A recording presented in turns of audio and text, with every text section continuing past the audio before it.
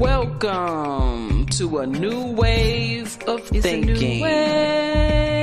You're here with Akshita Veda L and El Yagar. It's we the people of the Empire of Nubia. Get ready to open your mind, sit back and unwind to take in the discussion, to prepare us to win. We are sovereign, we are law.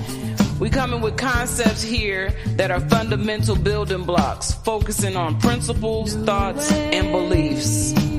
We're here to shake you up, to wake you up. Islamism. The masses is suffering with temporary mental illness of cognitive dissonance.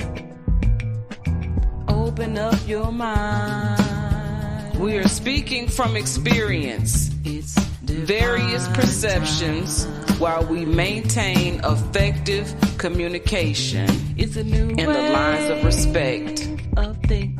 Our thoughts become connected through human cognition, which is the process of acquiring new information and understanding based on personal experience and relatable topics of discussion. We are the currency of the know, knowledge, wisdom through love, bringing peace, justice, and truth as we gain freedom. Freedom in the mind. Open up your mind. Freedom of the mind. It's divine. To be one in unity, togetherness, you and me, we become we, and we are the change that we want to see. It is our time now, so come and get ready as we bring a new wave of thinking. It's a new wave of thinking. New wave of thinking. Greetings, greetings, greetings. Islamism. How's it going? Islamism. Episode Islamism. 5. Islam. How are you? Episode 5. I'm very well, Star. How are you? I have one of our affiliates from Akubulan on Facebook right now, Greetings. and he just no he can't hear us. He's texting, and the problems they're having over there are kind of similar to ours, except theirs are worse, and which we all probably know. But if they would apply some of the same methods, then they would feel better about themselves, or they would do better about themselves. But he's going as far as to say people only recognize rich men; they don't recognize poor men. Well, that's basically the same thing here. But if you go through the Holy Scriptures, Moses gave up his wealth, and Jesus was poor. So all these people in these religions, what are you saying? And so Muhammad had money, and he was a trader. He did trades. He had business, merchant. But supposedly he lived a meager life. He didn't live the lifestyle of the lavish and things of that nature. So if these people around you are religious, the first thing you have to use against is their religions. Their understanding of religion or the prophets. You saying division or religion? Religion. Okay. So it, like when people get talk and say, well, you should have a car, you should have this, right? First Right. of all, the way that you would get a car, I wouldn't even get a car. So you're expecting my name to be on the car. My name still won't be on the car. Nor the house or anything else that I purchased along that manner that I got my hands on. It would not be in my name. So I still don't, it's still not mine. So this perception that we have of wealth and ownership, we know it's messed up, but the average person doesn't. And this is what they do measure us by: how They. much money we have. The world, Okay. everybody, Okay. everybody, everybody outside of us measure well, but even inside of us, our people, our own people measure us by wealth. That's how It- all the temples got stuck into the dues, measuring by wealth,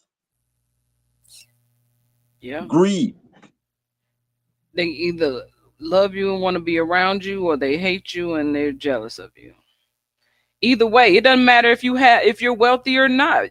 You could be poor and people would be jealous of you for because you have a talent that they don't have, or a skill that they don't have. You know what I'm saying? You can hustle and they don't know, they don't have no skills to hustle. You know what I'm saying? They don't have the mindset to get money the best way that they possibly can. So No people, matter how hard, no matter how hard they see you fall, they still see you get back up and rise. right, and People, they be jealous of that. Yeah, that be your wealth, because you'll never lack anything because you have determination to do, something. And so even if it's that job that you don't really want to take, like working maybe at McDonald's, or being a dishwasher, you know what I'm saying? Doing things shoot, like or that. doing what I do now is landscaping. I hate landscaping. I hate. I listen. All right, so That's a tough job. a job that needs to be done, I'll do the job. I don't care. Even when I have money, I don't care. I dug holes when I had money. So, that's what the job required, that a hole be dug. So since we needed holes, I got down in the mud and dug holes with everybody else. I'm not better than anybody. But when we talk about being able to employ yourself, I wouldn't necessarily employ myself in landscaping first. That's just the way things worked out after all this with my ex. Even though if we had stayed together, she'd have a house right now and I'd be doing all the landscaping and stuff. So, it's the same thing to me. Except now I'm doing it to earn money. But Hmm. it's not a choice of something that I would do, or that I a skill that I have that I want to show off. That's not the skill I have that I want to show off. And and so, like, I know for a fact, people, when you're having a low moment and people see that, people will try to take advantage of that. And like I've told people, I don't paint. I don't give a darn. And they think like, oh, you need money. So later on, they'll try to engage me in a painting conversation. I did not tell you I don't paint. Oh, well, I was just thinking because I need this painted, but I told you I don't paint. So what Right. makes you now? I feel disrespected because you carrying on a conversation I done told you I don't have nothing to do with. Why you keep talking about? Oh, you're trying to convince me to do what you need. That's not gonna happen either. I don't need your money that bad. Keep it. I said I Right. don't do this or that. I'm not gonna do it under any ground. And Right. so that's Because a kind of lot like of people the will segue, compromise. side star, and that's where we're segueing into tonight's subject about keeping our children safe.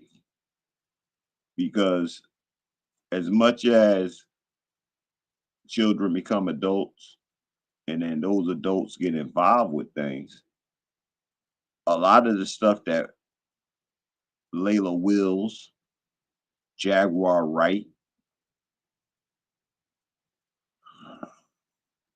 50 Cent, a lot I of don't stuff know that so they're much. about what's going on. What 50 Cent got to do with a lot of this stuff going on? 50 is a bully. 50 is a bully. 50 is funny. And 50 is been telling on them for, and I'm not going to say nothing about 50 and women. You know that he's a man, they're women. But I don't think 50 involved with children. I think that's where 50 draw the line. Mm-hmm. With grown women, whatever. But when it comes to children, a line gonna be drawn, and on that line, and maybe homosexuality. 50 ain't 50 don't seem like he into that, and so that's where he drew the line. People went against that line, and so But he came through. But listen, now he came through the same industry, this hip hop culture. He came through the same thing, okay, so the way and he he came came through through, New York.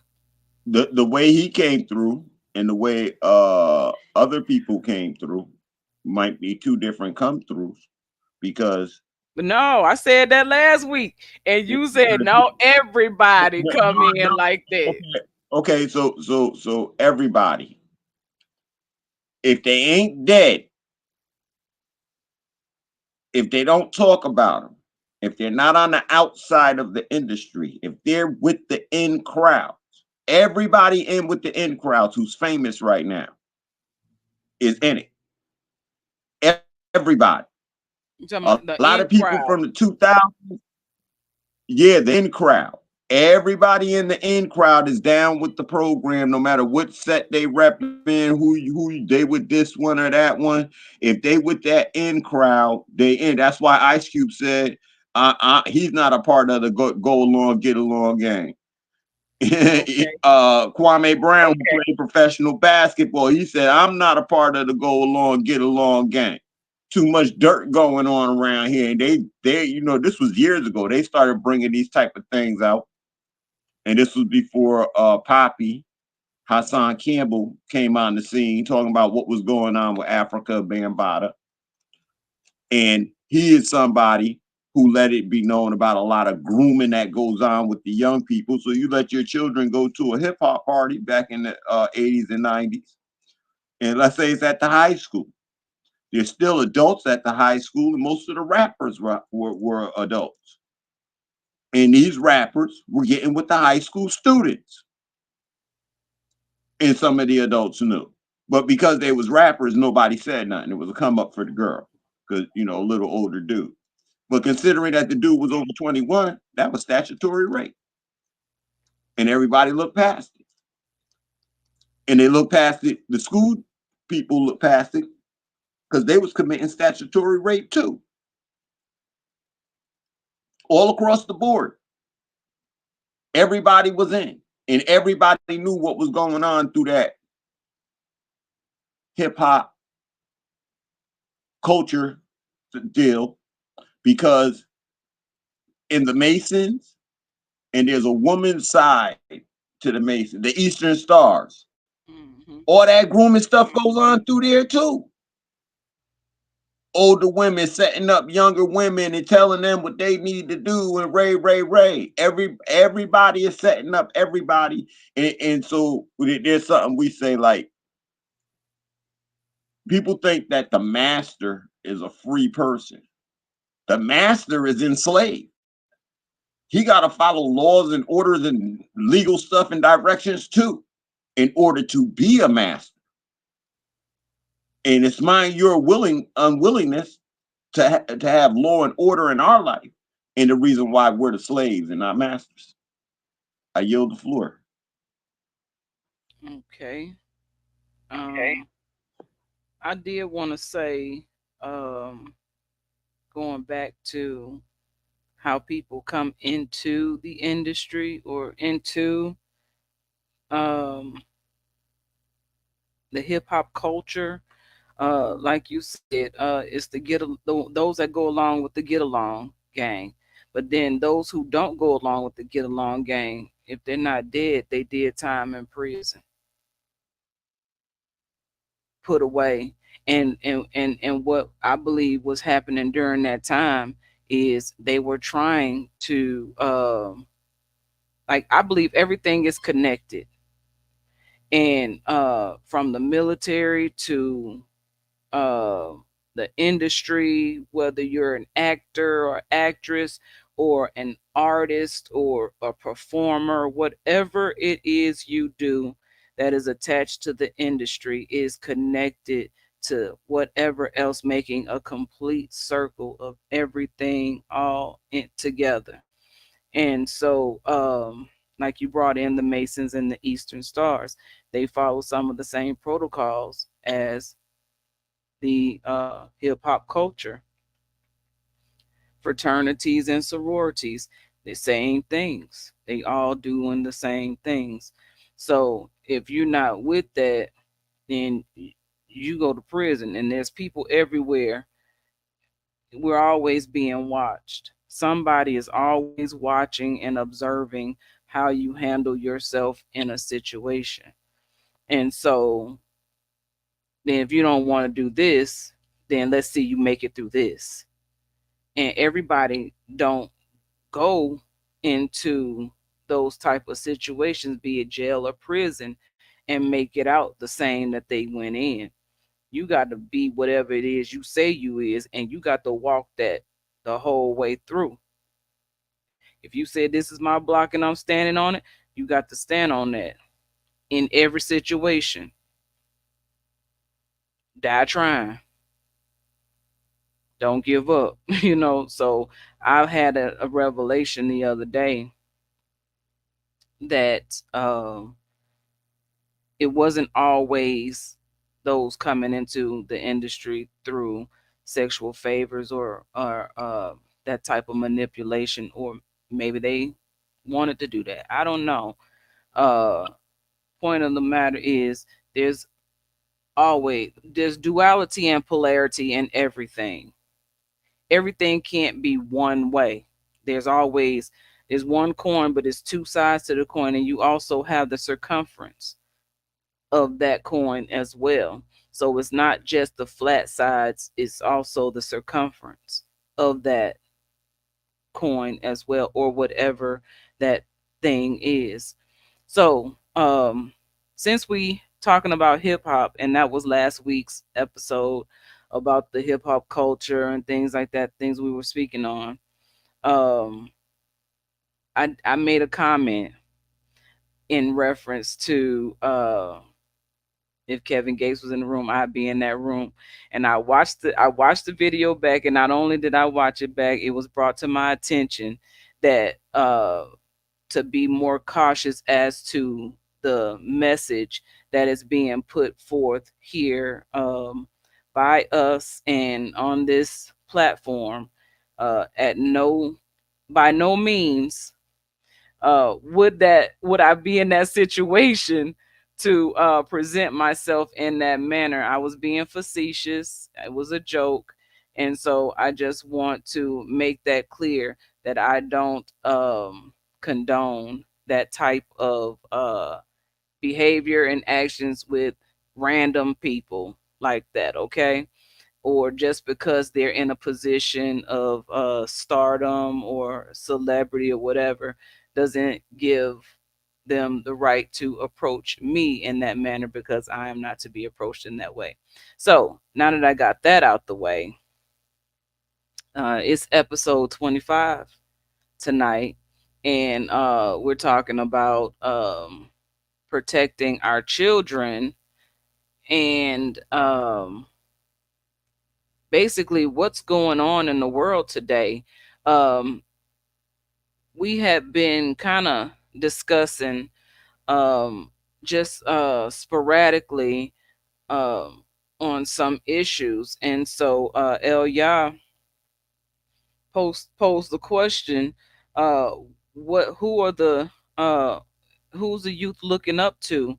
Who are the young girls looking up to now? And there's a photo of Kim Kardashian, excuse me, taking a picture in the same dress that Marilyn Monroe took.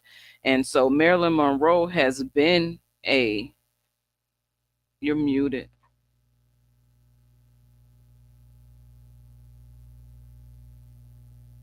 Mm. That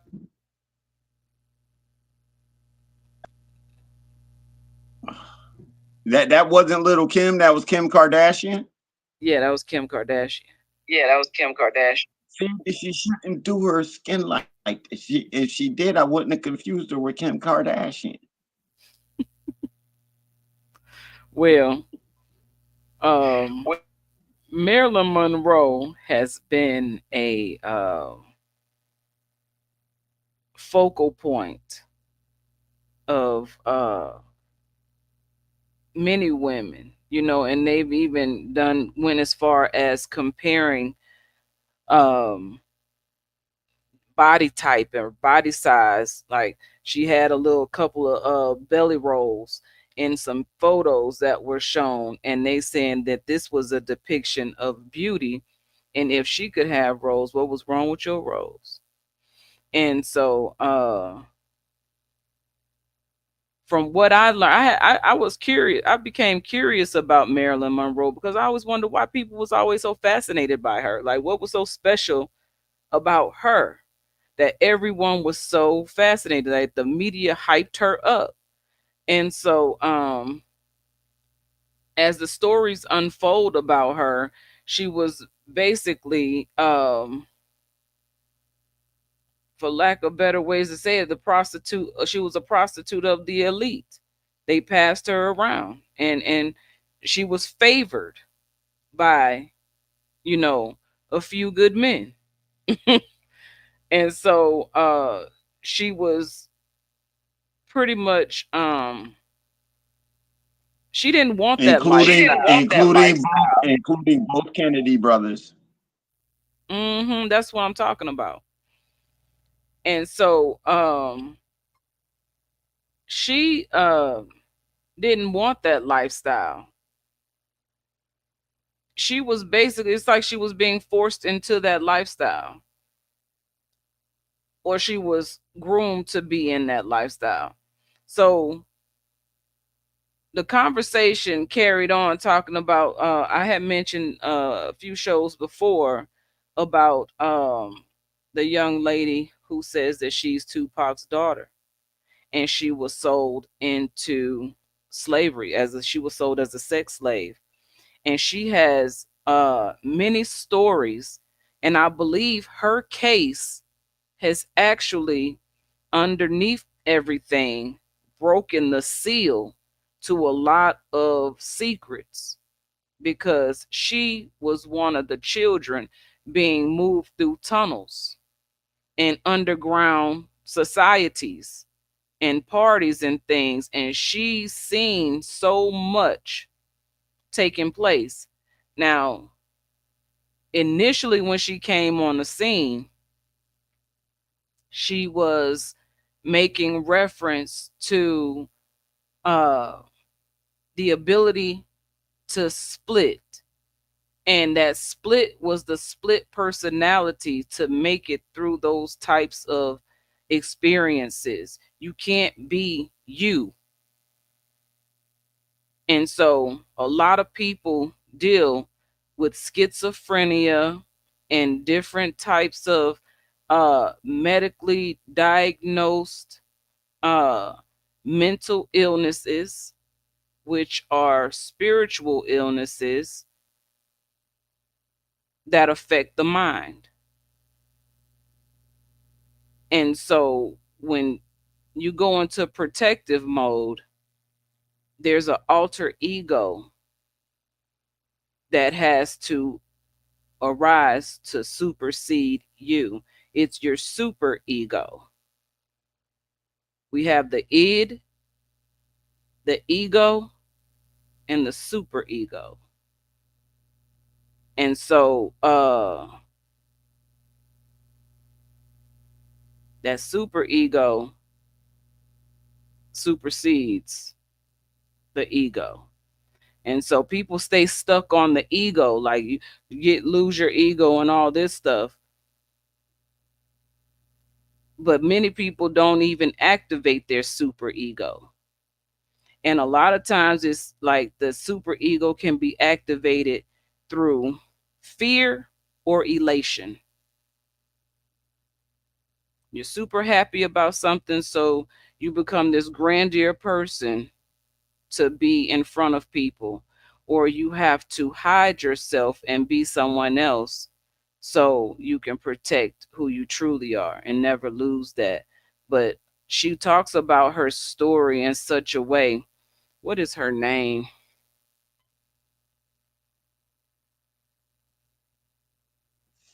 I And you can't said remember. that's Tupac's daughter? Say again. Whose daughter is that? Tupac. And he's dead. And look how they use his daughter. They took her while he was still alive. He had to agree and turn his head, and she talks about that as well. Wow. See, That was kind and of so hard for me to believe initially, and so but then now that check everything is all coming out, check all their lives. Check all their lives. And everybody has such tragedies where they lose people like that. And people die around them. And people try to kill them. And they kill people. And hmm so any way you cut it, messing around with this industry has always been like, why? Why are we doing that? Why do we take everything we designed and we built over to someone else, and we don't do anything about managing it and facilitating it ourselves fully through? Why everything from Fubu to Fat Farm is owned by somebody else other than the owner? Don't the same people own Gucci? Don't the same people own Versace? And whatever else, Hugo Boss, don't and I understand corporations come in and buy them, but you and I don't own none of them companies. right, And this is the thing about us that when I'm speaking, I don't give a two hoots. Because on the other side, like I keep saying, this is a predatory world. So in order to get at this money, it was set up predatorially. And certain things people want to eat dinner, you're going to be preyed on before you can get the dinner. That's why you go through a job interview. They bringing you in there to see, like, will this person just toe the line the way I tell them to toe the line? Does this person have alternative plans that might take them out of my shop X amount of days or hours that I need them in my shop making money for me? They're looking at all of that. right. I don't know. I swear I don't know about anybody else. Have you ever gone to a job interview and been told that you're too smart, you're too intelligent for the position that you're looking for? We're not gonna hire you. We think it'll be a waste of your time. And Yes, I I don't, have. and I don't think a lot of people's heard that from a job interview. They I haven't have. heard those, and so yeah, that like that strengthens you and give you value when you hear those type of words, and when you hear them over and over again, and when you walk in someplace and like you start at one level, and in the next 2 weeks, you other people's supervisors who you when you first came in 2 weeks you was under them. In 2 weeks, you done became their supervisor, and you got the raise to go along with it. You ever had all that happen to you? Because I'm gonna tell you, it'll boost your confidence. I But was if an you're not on intern. your say that again. I was an intern, and people were talking to me and asking for me and calling me the director Okay, of the see, program. and so I everybody ain't like that. Everybody need to be like that. Everybody Mm, need to be hustling at that level of self. And if you not, then you are like discrediting self. That's how I see it. If right, you're not going for the highest level, you are discrediting self. for real. I'm not And gonna put my name on nothing. If my name is somewhere in there, you gonna know I was there. amen. Amen. And I'm gonna tell you, when I was younger, I didn't care for the limelight of anything because we, you know what I'm saying, we did it. And so, especially with the street mentality, everybody don't need to know what I'm doing and how I'm moving. So we just did stuff. So even back then, I don't think I'd have had the Facebook army. Other people would have had the Facebook army. And then everybody been like, oh, this nigga sitting there for, I'm gonna tell you what, me, Dame Dash, Ice Cube, because Ice Cube went in those people's offices and destroyed the offices. We all have the same spirit about how we move and who we moving with, who we not moving with. We all got the same spirit. We willing to rock out on the same spirit. And too many aren't. So it's like far and in between. You can't just decide to be in that spirit. You got to be in that spirit. You can't just No, we had to make the decision. Trust. Right. All of those choices, like any one of us could have lived P. Diddy lifestyle. Any one of us. Huh? Lived his lifestyle in what way? We could have been where he was. We could have went to where he was. And honestly, a whole bunch of brothers would tell you, no, all we had to do was jam him up in an office somewhere. He'd have changed his mind about everything after we got to him. He wouldn't have been thinking, and I'm not talking, when I say we could have did, that means we all had the opportunity to say yes to the things that he said yes to, that we did say no to, but the things that he said, we all came through the doors and had the opportunity. Say that? I'm wondering. There was information that was about Sean Holmes in his high school. He went to high school. What? He went to a Catholic high school, and the whole time he was there, the headmaster who was fiddling and fondling. And there was someone else the same thing. The chaplain was also doing. And Brad, the year after he graduated is when came out. And only one person. And something happened, and the person that spoke up, he stopped talking. So they couldn't pursue anything. Unknown caller. I don't know who this is calling me. Hold on.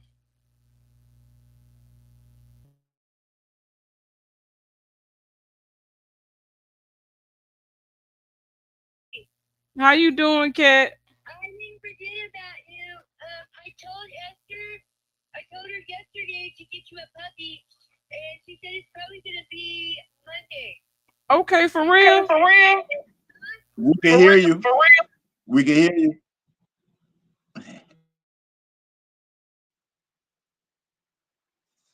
Okay. So while she's handling that, we will go to some music. How's that? Because we didn't play any music, and I'm just gonna close my eyes and push anything. Inspired through debating topics with him. Take a mental journey with me. Who am I? A journey of clarity to see. Let's go on a ride. Open up your eyes to see who I be. Got 100. Take a mental ride with me. I'm the spider that spun the web you think you caught me in. I will wrap you up for lunch. I am a hectagon, 100-sided angle. You can try to catch me if you can, but you don't know what angle I'm standing on. You gotta know the perception I'm in. I've elevated from a dodecagon, having 12 sides of perception. perception. It's a mesmerizing sight on the web, spinning and intricate guides, weaving connections that will fool your eyes of enchanted illusions. I am a great investment in mystery. It's a cosmic dance with me. Threads intertwine, perceptions redefine. Watch as we sway, there's no delay in what we say. There's a web composed on topics we lay. Ain't gotta watch what we say. The silken whispers guide our way. All subjects on display. Silken whispers guide our way. Take a mental journey with me on display. A journey of clarity to see. Open up your eyes to see a hexagon, 100 sides to see. Follow me. Follow me. Climbing out of the woven webs of deceit. On 100 angles of truth. On a soulful journey of silken whispers.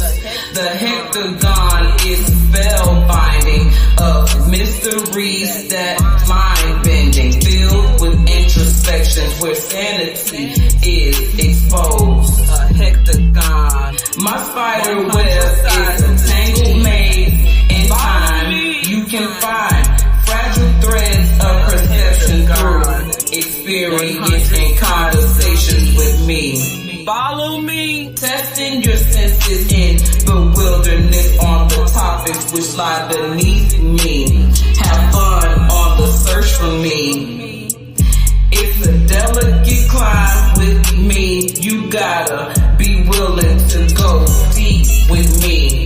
To find a place to embrace the beauty of life with me. It's an escape of our souls. Progression, the mind mesmerizing confessions. Take a mental ride with me to open your eyes. To see what you cannot see on the course of making connections and clarity. To see a hexagon. It's a mental journey with me. Follow me. Take a mental ride with me. A journey of clarity to see. Open up your eyes to see. A hexagon has 100 sides to see. Come on, follow me. Take a mental ride with me.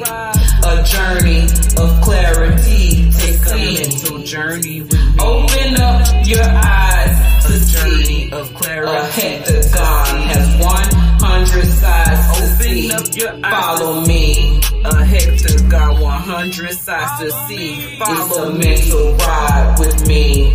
Take a mental journey with me. A journey of clarity to see. Clarity to see. Open up your eyes to see. Open up your eyes to see. 100 sides. Follow me. To see. Follow me. Follow me.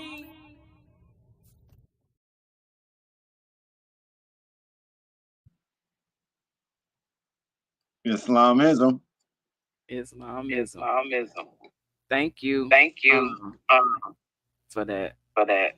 No I do problem. want to That's how we do. share right the video. My brother. Okay. Again, sorry, y'all.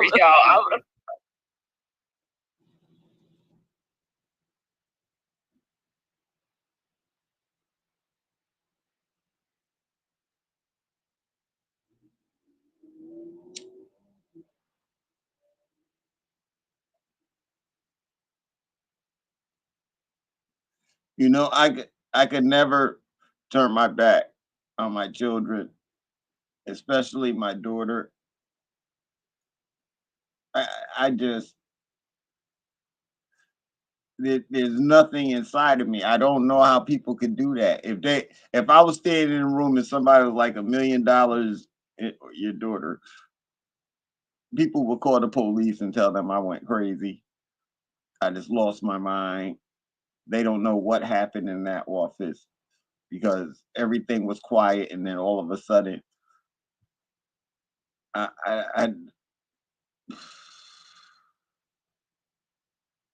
and what's the sense of coming out here talking all the stuff you talking if you done sold your child? You are muted. Yeah, hold on. Wait a minute. Say that. What? Who sold their child? What? Okay, yes. So back to that. I'm gonna play this video real quick. Educational purposes. Educational Reuse, purposes. copyright, all that. Yes, we do not own copyright. Sharing for informational purposes.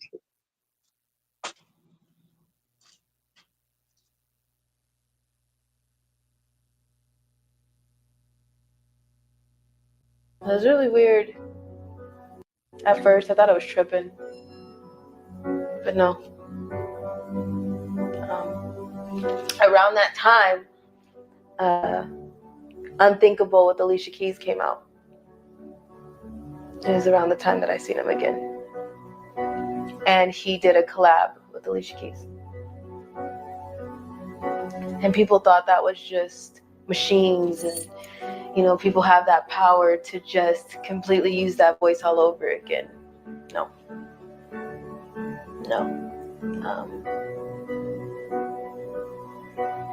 Sounded like he was right there, wasn't it? He is. And I'm sure now he won't be able to take this information getting out there, because when you fake your death, you really want to escape from the truth and all the secrets that you have. You escape from the fact that you may be a killer and a pedophile. You escape from the fact that when you sold your soul, you might have sold your child.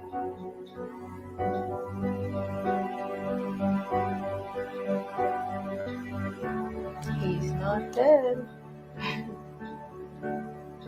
A lot of people have been lying to you.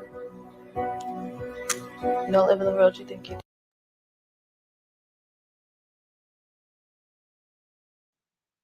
That's deep.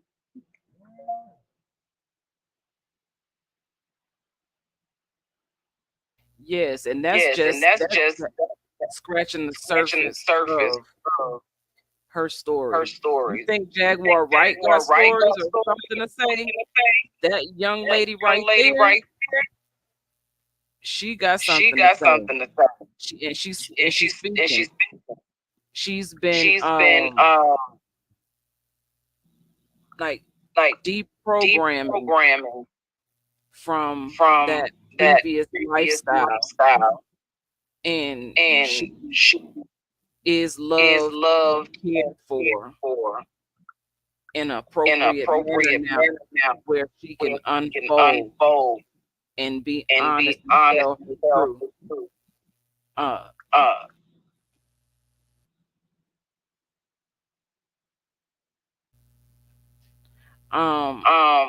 So yes, that's so I just wanted to introduce that to the platform in the midst of this conversation, because she was not protected. And as she spoke that I'm gonna mute your mic. As she spoke, just on that video about how he sold his soul and how faking his death was an escape from the reality and all the truths. Who died was the person that was created in the midst of that hip hop culture. He had to have been someone else, because he went with that lifestyle. You know what I'm saying? From New Jersey to California, and he no longer even associated with anything going on in New Jersey. He was all West Coast. You would think he was born there the way he represented the West Coast, but he was born on the East Coast. And so how he's tied into all of this, he had something going on between him, Biggie, Suge, and P. Diddy. All of them had something going on. And so, from what I understand, is he was trying to create his own record label, or he had created his own record label, and he was separating himself from Death Row. And Biggie was doing the same thing. And they were pretty much closing the gap of confusion of what was going on in the media. And they were really in unison with, stepping away from all of that was going on and starting something new. Now, the show tonight is about protecting our children, and it also ties into last week's episode as well, because these celebrities, when they do whatever they do to get in the position that they're getting into, it's not just them, their family. Just like when the family members get killed or they die, or it's the sacrifice. So what are you willing to sacrifice? Some people sacrifice their children.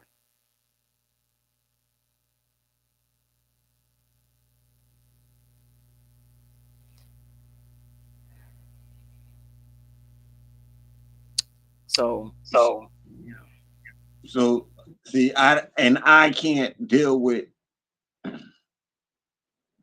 want to say this correctly, because ultimately the responsibility is up to you. But Foxy Brown was 14. She was still a child when she was introduced to this lifestyle. And as I said, so they hold shows around the high school teenagers. People 25, 26, 27 are there. They're performing and they're hanging out with, some of them are hanging out with some of the children later on. And they're bringing them, they're introducing them into the lifestyle. And they know that they're flashing money. And we all heard it say rappers are broke, right? But on that night, they flashing money. They got weed, alcohol. They're giving it to them freely, and they're grooming them. These are adults grooming children, and this is the sickening part to me, that adults are grooming children. So I'm sitting here with $2 million, and you're gonna excuse me using 20,000 to sleep with your daughters? You're gonna excuse that for me? That's retarded. I don't excuse it.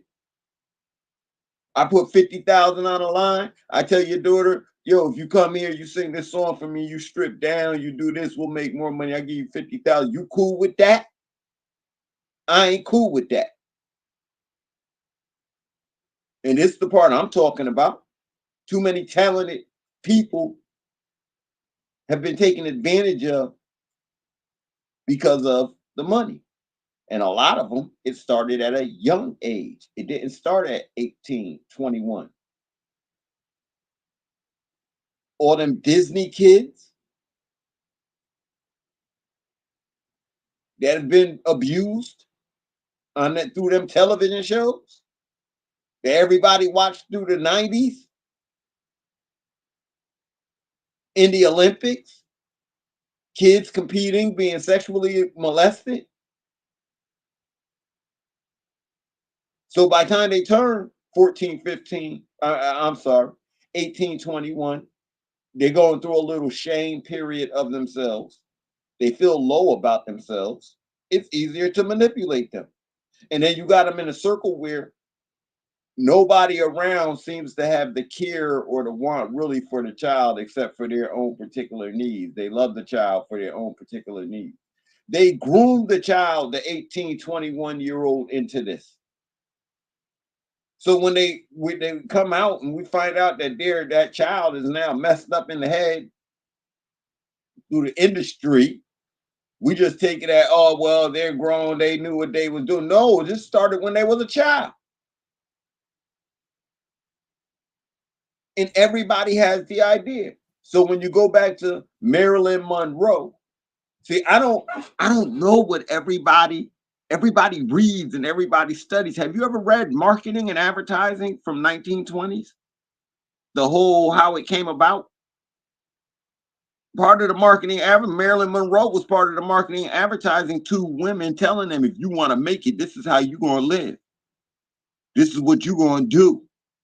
By the 80s, our women weren't really listening, so they threw crack in the neighborhood. They listening in. If you want to make it, if you want some, this is how you give up your soul to get it. And this is how they want everybody every day. And I'm gonna say it again. You trying to save the world? Only those who will listen. Only those who take the time to, after you heard it. So we have a connection across seas over in what they call Nigeria.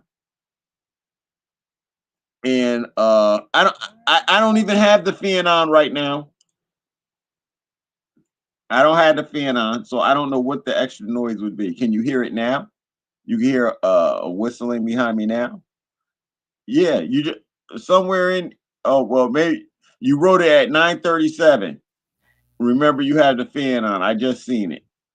Oh, that was Yeah, I that just was seen a it. reminder before. Yes, ma'am. Okay. Yeah, there's still feedback. Okay. It's like no way around. 1 second. Um. So, in the stuff that we're talking about, everybody sends their children to summer camps. Your children are a part of school. School is a breeding ground for sexual assault, and we don't even even taking your child's confidence is sexual assault. So my child's not okay, fine, but go check everything about your child's school, and I guarantee you, if you know anything, the psychological idea of what they're going through is abuse. I realized, went to my grandson's school, and they have the affirmations on the wall. I guess you're supposed to repeat yourself these things or think about these certain things. And one of the affirmations is everyone learns at their own time and at their own pace. Really? Do they?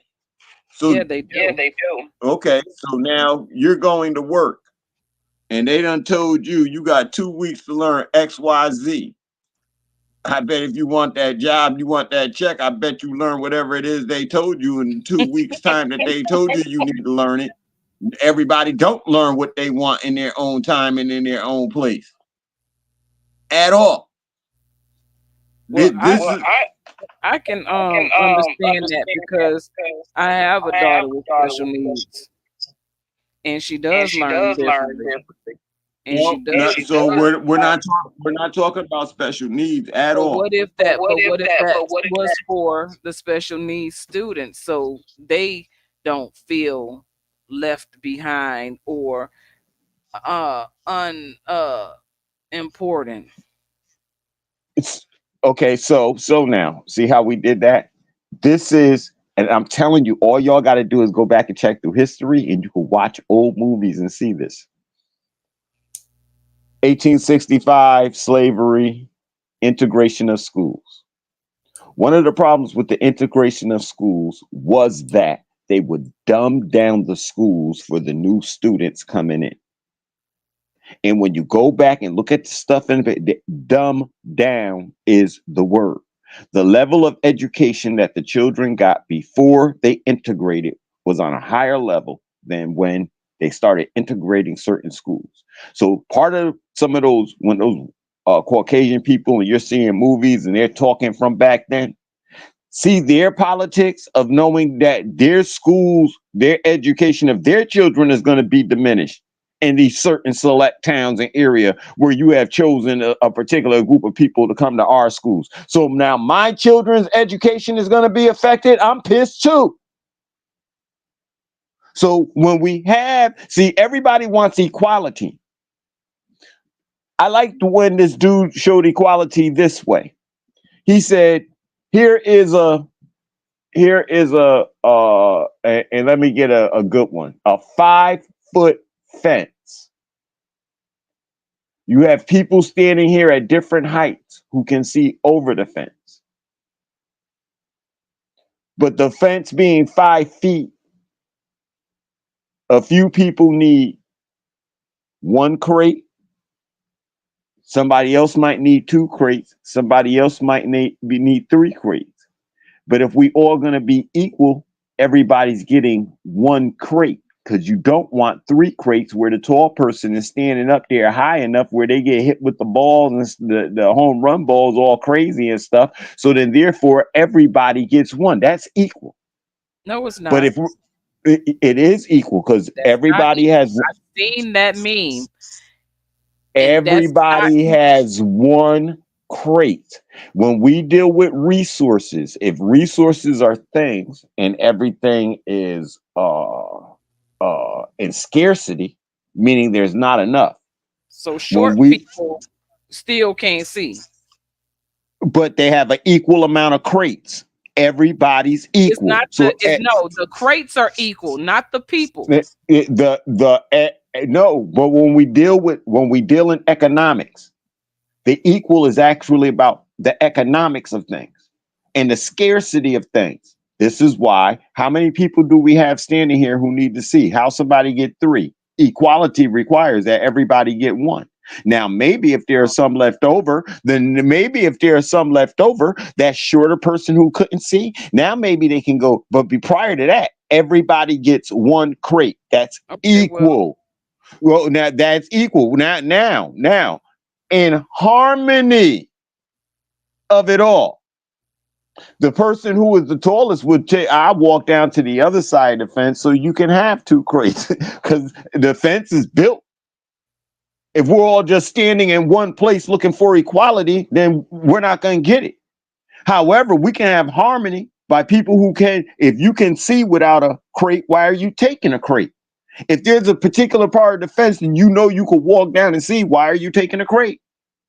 And we don't think this way. We all think we have to stand in this one spot and deal with this one particular situation, and we don't see the harmony of getting away from the problem and redirecting it, or taking, like, redirecting the energy of the problem upon ourselves and being responsible for it ourselves. We keep trying to deal with what is given to us. That's why people are going into the industry. But that's the only way we gonna make it. That's not what my man from down south said, and that's not what Wu-Tang Clan said either. See, Wu-Tang Clan jumped in their cars and they drove everywhere to sell their CDs and get on. So when the industry came at them, they didn't come at them like they came at everybody else. Why? Wu already was making money. And then my man down there in the South, I forget his name right now, but Master P. He putting it on too. And he another one. Get up and do it yourself. Get up and do it yourself. Everybody is sitting around wanting change and not making change, mostly because the change starts with you. And then you look at your personal life and you just look at the cramness of your life, and you don't ever carve out that space for yourself, to get into yourself, to make you. That's why I am so hard on, I don't care how many hours you spend at work a week. If you can't come home and spend 1 hour a week towards yourself, then again, you're cheating yourself out of an existence. You're cheating yourself. You can't talk about what everybody else is doing because you're not advancing your own. Automation, artificial intelligence is coming at everyone's job. And so the longshoremen right now, see them on strike. How many of them put themselves in school or are sitting at home in front of a computer studying anything about artificial intelligence within their field, so that they don't even have to worry about whatever comes in, because now I can repair that. I can make it. Takes, in order for the artificial intelligence to exist, it takes a man, a woman, in order to make that artificial intelligence. Other than that, it don't exist. So no matter what they do with art, it's always going to take a man and a woman to keep the artificial intelligence going. Without the man and the woman, that artificial intelligence, after a while, is going to lose its time, power, energy, whatever, and it's not going to be there anymore. That's why they update so much. It takes us, but we refuse to update. That part. And so now on the not updating, this is where, like, I'm telling people, I can have no sympathy for lack of updating. And so if you've been around us and you heard us, I already know certain things will happen. My aunt is going to be sentimental about it. They might even want to tell me, what did you think was going to What did you think was going to happen? Didn't they already say? Didn't they already show? Didn't we already know? Didn't we see several types of scenarios of things that could happen and what they expect to happen that look like danger for all of us? And the people still ain't listening. So then that requires us to just build amongst ourselves and do what it is that we're doing. And when people fall into that situation, I mean, maybe the boat ain't big enough because we didn't know the plan for you. And so don't get mad, and don't pull on my boat, because I will hit your hand. You're not going to drown me because God told you to build an ark and you wasn't building your ark. And now you think you're going to drown me in mine? You got something else coming. Did the static go away? I yield the floor. Yeah, it did. Um, no static. Um, you said basically no sympathy for the lack of download or upload or updating. So the deprogram, reprogram. If you're not willing to deprogram and reprogram, there's no sympathy for whatever you situations you end up in, because that's your fault. Now, bringing it back to those children who were groomed into certain behaviors and in their adult life become persecuted for what they did not initially have control over, and then to be judged harshly and defamed, literally defamed, famous as children, and then drug addicts on the street as adults. And so there's some really shocking stories of young uh, actors and actresses who have turned to the streets. They don't care who see them, or they don't care nothing about what life they used to live. They detach from it totally and completely. And people be like, well, if I was that, or if I was you, if I had that, or if I did that, or did this or whatever, I wouldn't be where you at. I would be doing this and that, and I would get back into it. But like, the person I'm referring to is the young lady that used to be on the show In the House with LL Cool J. She's been spotted several times in Atlanta. She's on drugs, and she's be out hanging out at the gas stations and stuff like that. And she don't care nothing about none of that stuff. She don't want none of it. And it's when she tells her story, it's like her family had a huge part in her demise, and she don't really speak on it publicly. She just, this is the life I'm living, and because if I don't have, I can understand that if I don't have anything, nobody can take anything from me. And so I understand that mindset because I lived in that mindset. I was so sick and tired of people taking from me that I would rather not have anything. So I don't look interesting. I don't look like a target for you to pinpoint your aim. So I don't want anything. I stopped wanting things. I gave everything away. Nothing, material things were not important to me anymore. But I have children, I have daughters that I had to tend to and make sure that they had what they needed, not necessarily what they wanted all the time, but what they needed, we always had. And so um that's how I protected my daughters, even though we had to leave a lot of things behind. I felt like I used that situation or those situations, I used them to empower my daughters, to let them know or to see that things, material things, are not important. You know, you're not always going to have what you want. Focus on what you need and then get what you want sporadically. Keep note, write it down, check it off the box, you know. And so I asked, like, what example are we leading within our daily lives, is one of the questions in the description of this episode. And so that would be an example of how I'm leading in my daily life with my own daughters. You know, how are we setting our standards, or are we going along with the crowd? We kind of already touched on that a little bit. You know, we got to be moving a little bit differently in order to escape or avoid the crowd. Um, if you're doing things differently, the crowd is not going to be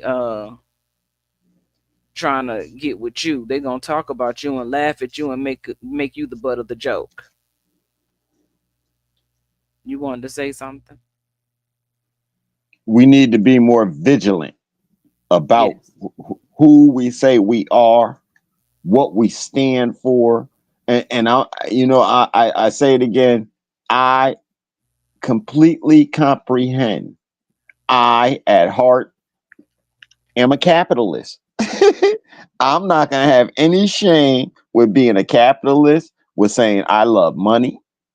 I don't, money, like a gun and money, right? Because some people, oh, money is the root of all evil.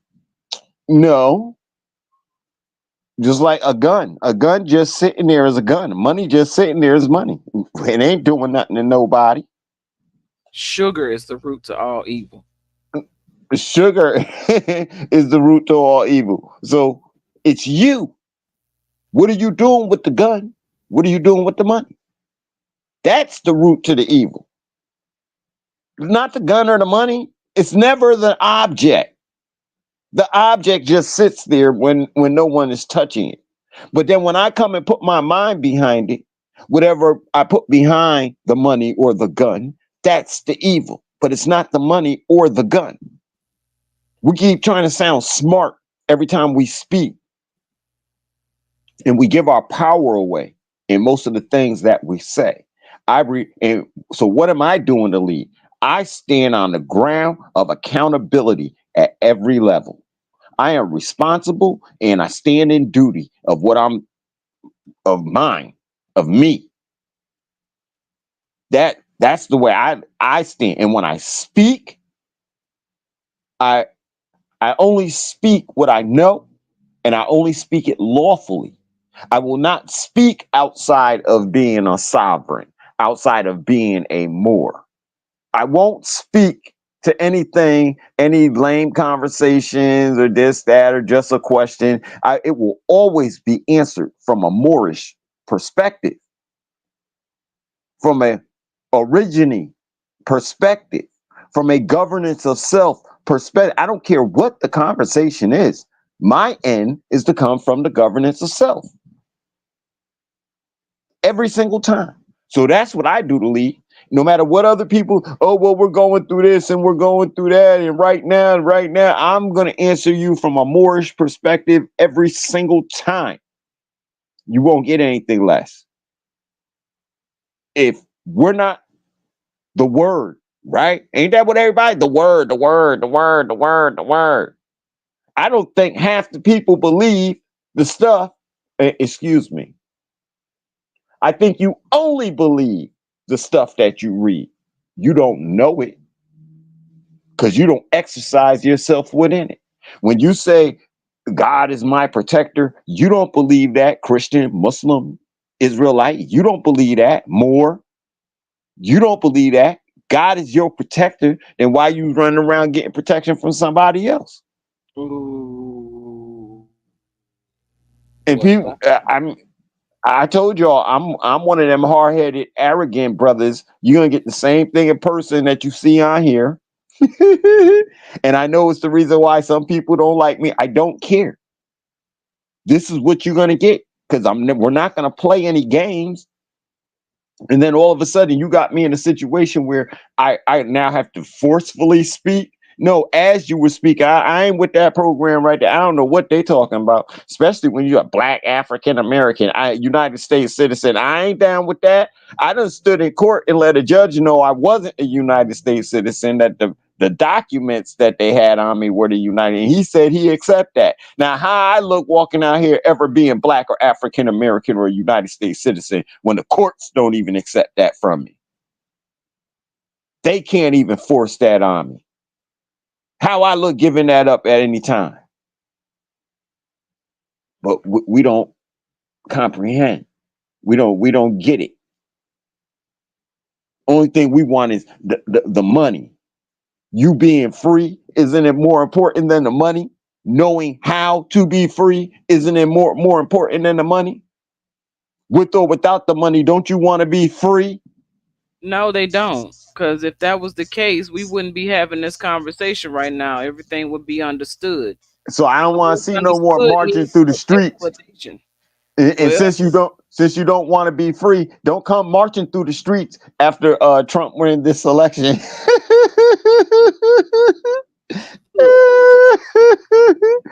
Talking about the world is falling apart, no justice, no peace, all that crazy stuff. Don't come out here doing that because you don't want it, because you don't want to edify yourself. And that's the shame. That's the sin. That's the shameful part. And that's the sin of everything that it is that we're talking about and that we're dealing in. And that's the part that we're supposed to be removing. Moors. I put that specifically on the Moors. okay. Um. Oh my goodness. Am I a troublemaker? Am I starting trouble? Am I a troublemaker? Not so. Not that's not it. It's not. It's not that you're a troublemaker. You speaking things of truth that need to be spoken and need to be heard. But I get I get a little not conflicted, but it's too much sometimes. When I think about my journey in understanding who I am as an Asiatic Moor woman, indigenous, aboriginal, and the use of my free national name as a Moor, that made me feel proud. It made me feel proud. I never accept black, just never did. I didn't never cling to that. People that call themselves black never even accepted me. I always feel, excuse me, I always feel set apart or different.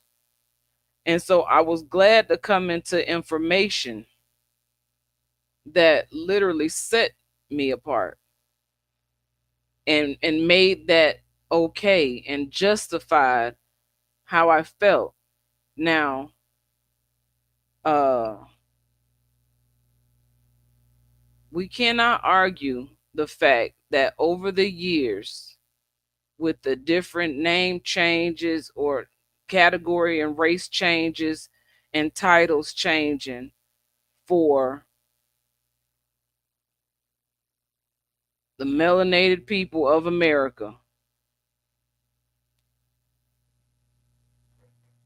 who are widely spread out ethnically, but have been grouped into one group called Black and African American.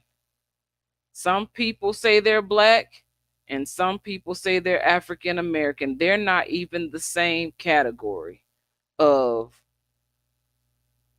the terms.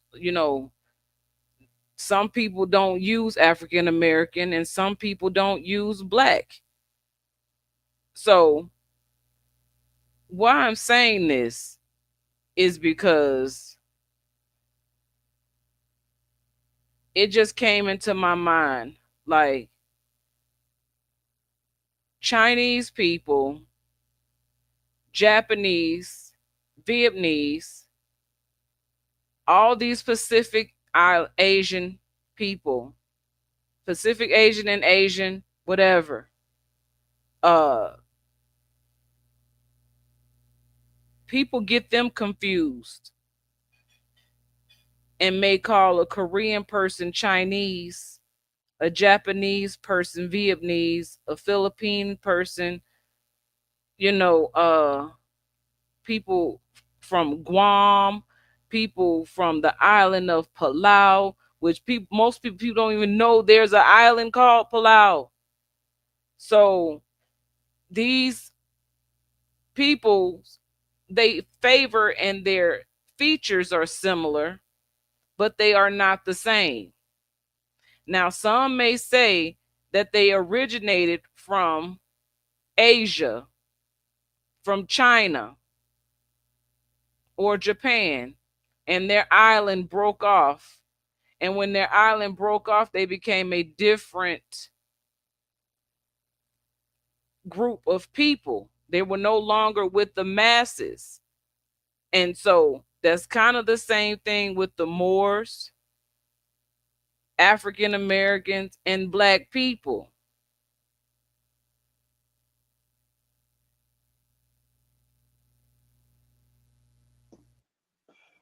I have to find folly in that.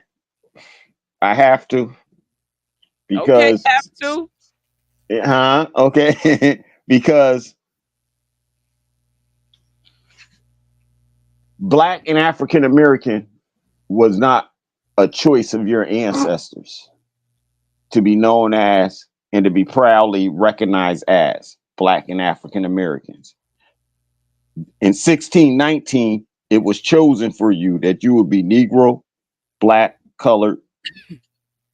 But I'm saying the same thing happened to other ethnic groups, Like, like uh the ones that are just off the islands of no, Asia. no, no, no, no, At no. some point, The, somewhere the, along the the, line, it the, had to be.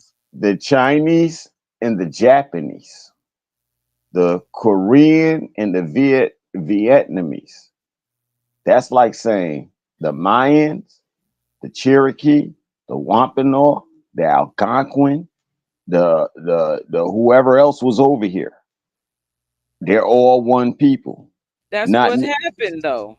but not the terms Negro and Black. That's why, see, more you can put with the Mayans, Aztecs, and all of that, but you can't put more with Black and African American.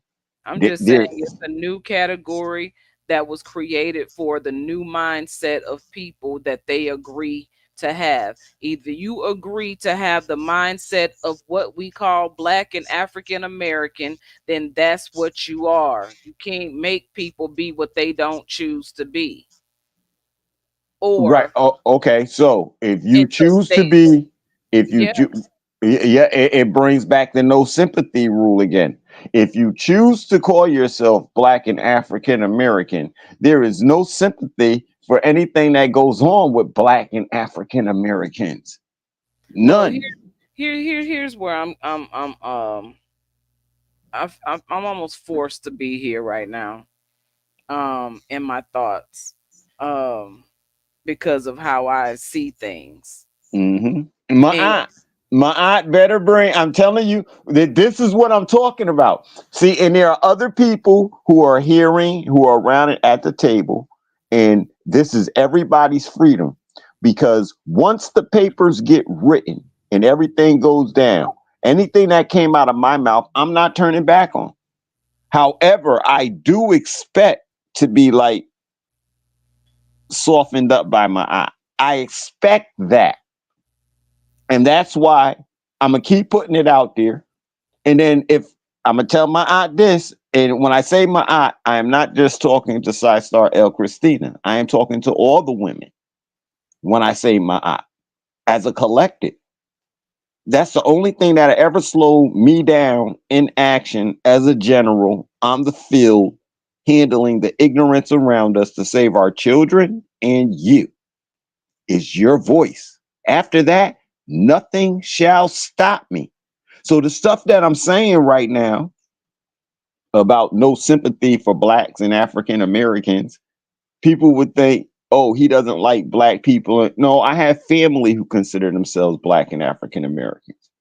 I know when everything goes to the left, the first thing we have to do is make sure that the food, whatever food, is getting to us. I don't have time to be running around making sure this one's safe and that one's safe. If people ain't eating, how can I make sure you safe if we not eating? How can I make sure you safe if some other people are running around here trying to kill people? All of those things got to be handled before people who voluntarily lock themselves up can be helped. Maybe we got floods. Maybe buildings and stuff need to be destroyed. But people are locked up because of what they said they was. I don't have time to run around and get to everyone and make sure everybody's safe. The law will handle that. So okay, yes, my aunt, go ahead and tell me. that's fair. But all I want to say is, um, people find it. I don't know. I don't understand. I don't understand. I don't get it why people have such a hard time with the more and being black and African American. And not only that, why why can't we just let them be who they are? And then what something that you just said, not that we have the power to make people do anything, not let them, accept them where they are. And Okay. and like, okay, they For they the ha- they have a black nation. Yep. They can't. They it whatever in their No, mind, they're standing with something. And but side star. you can't make people so No, you gotta understand. They can't. This gotta is let why. people be who they are. You can't. You cannot do that. If you do that, you are breaking law. And anybody who stands and Breaking law how? so now, please go to the definition of race in the United Census and pull it up. I mean, I get all that. And that's the reason why. Where did y'all come from? What rights on what land do y'all have? You don't because you're a figment of somebody's Okay, but imagination here's as the deal. Here's the deal, though. Um, we don't have anything either. And I'm not. we I have who? to be I,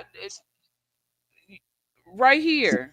We To more okay, so our condition comes out of the games. Like we all this crew coming in, this is the clean crew. As far as a wasp, as far as on the Messiah Code, this is the clean crew.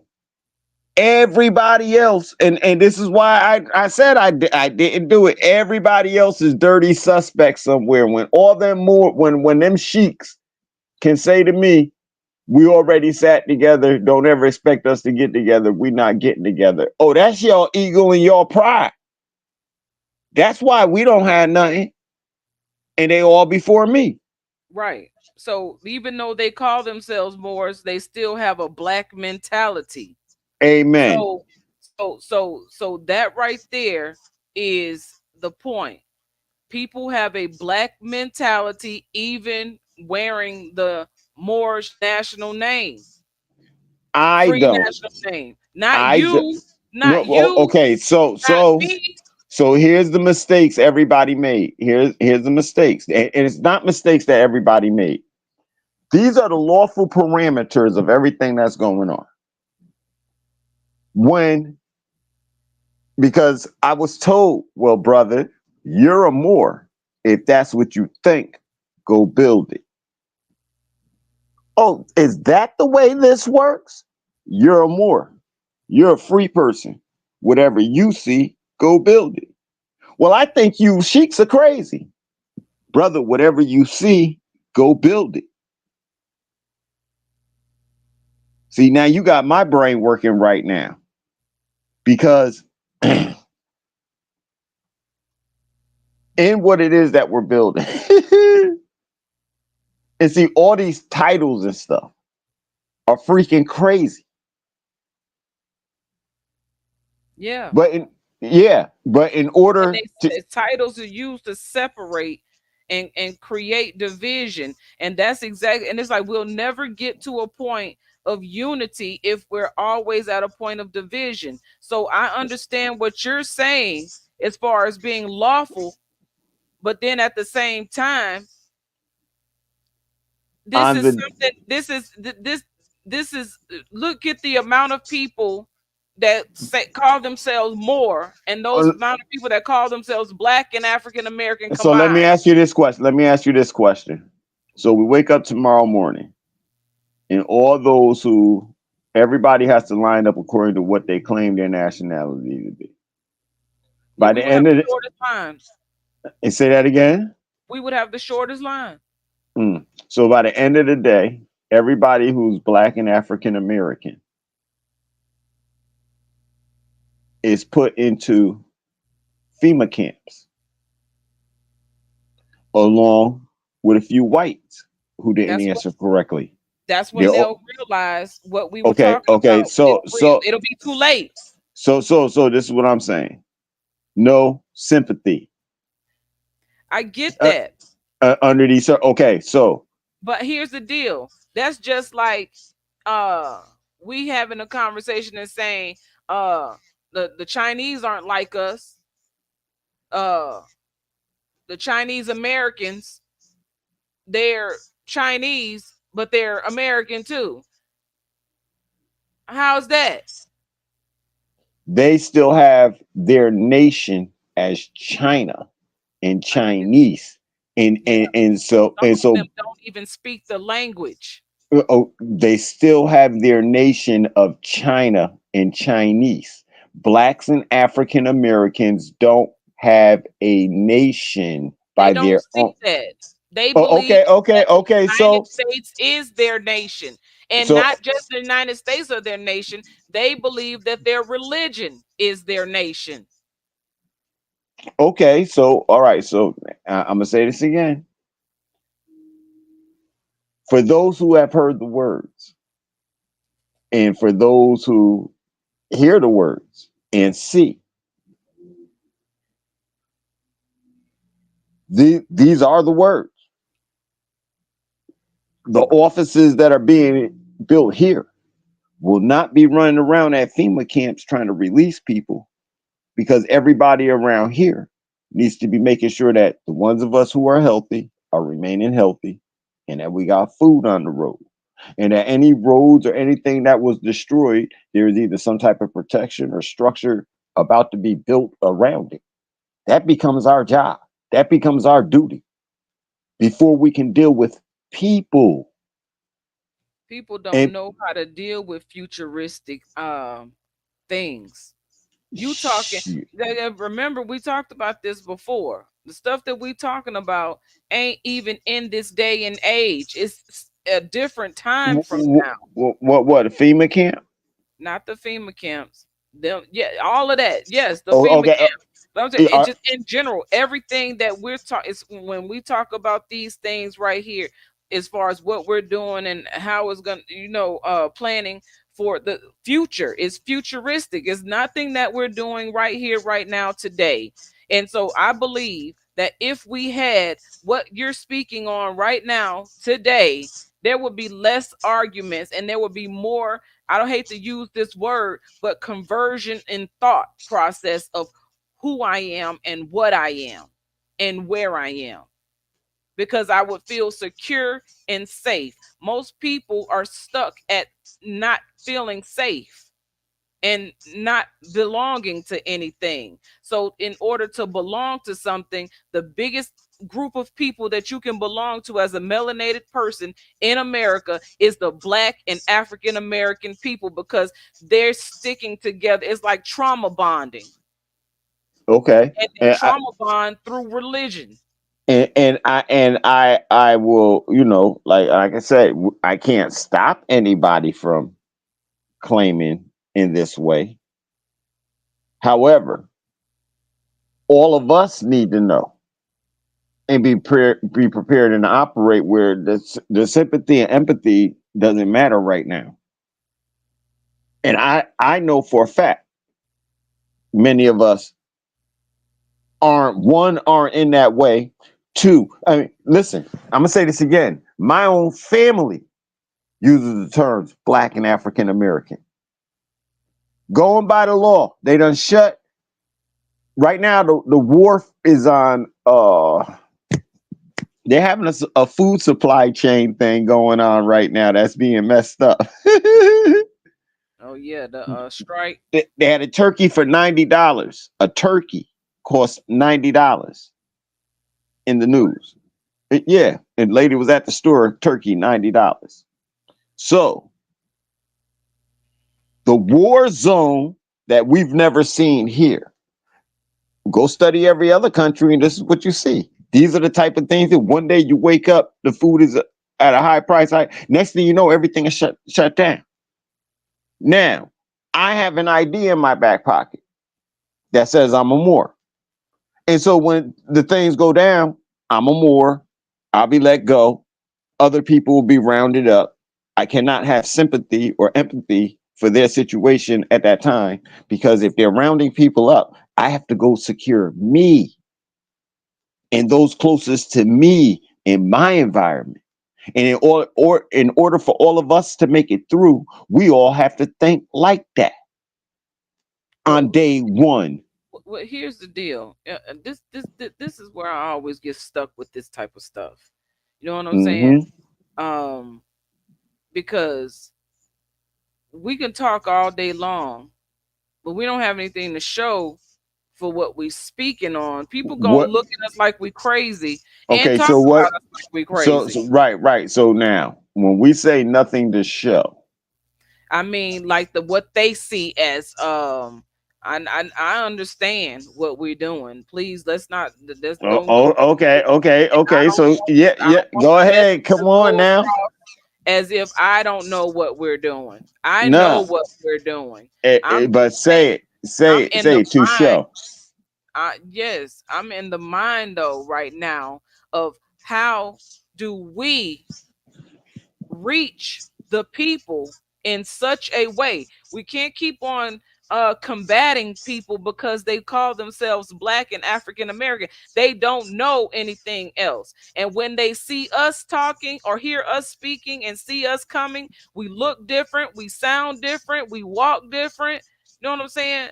We do different things. We're foreign. So because we're foreign and we look alike, or because I was born over here and you were born over here, and we don't accept what everyone else is accepting over here, then the masses is like, there something's wrong. I'm not going over there with them until that group gets bigger, because it could just be two crazy people uniting in crazy thoughts and ideas, rather than, that's why it's good when people come on and they show their support for what we're speaking and what we're doing, and why I see us sharing people information, but I don't really see many people sharing our information.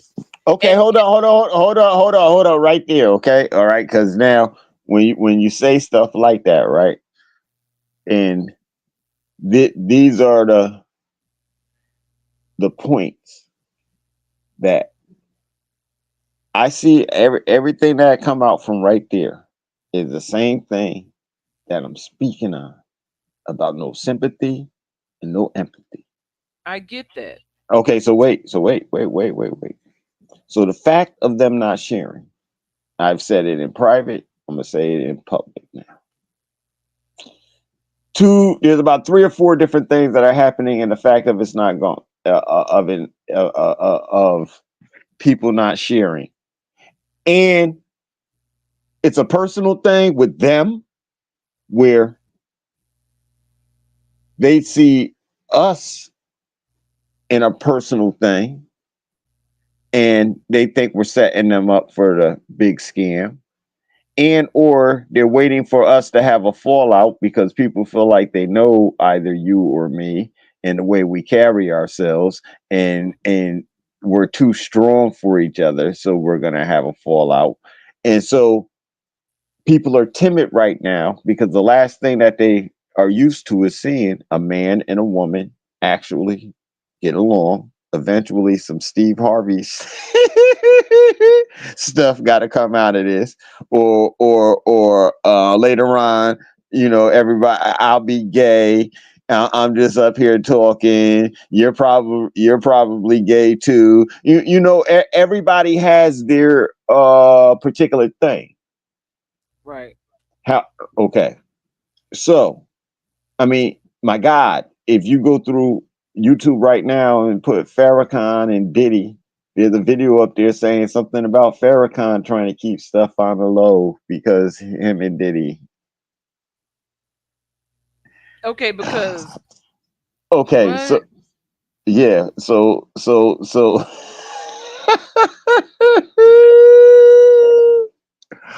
people don't know who to trust and which way to go.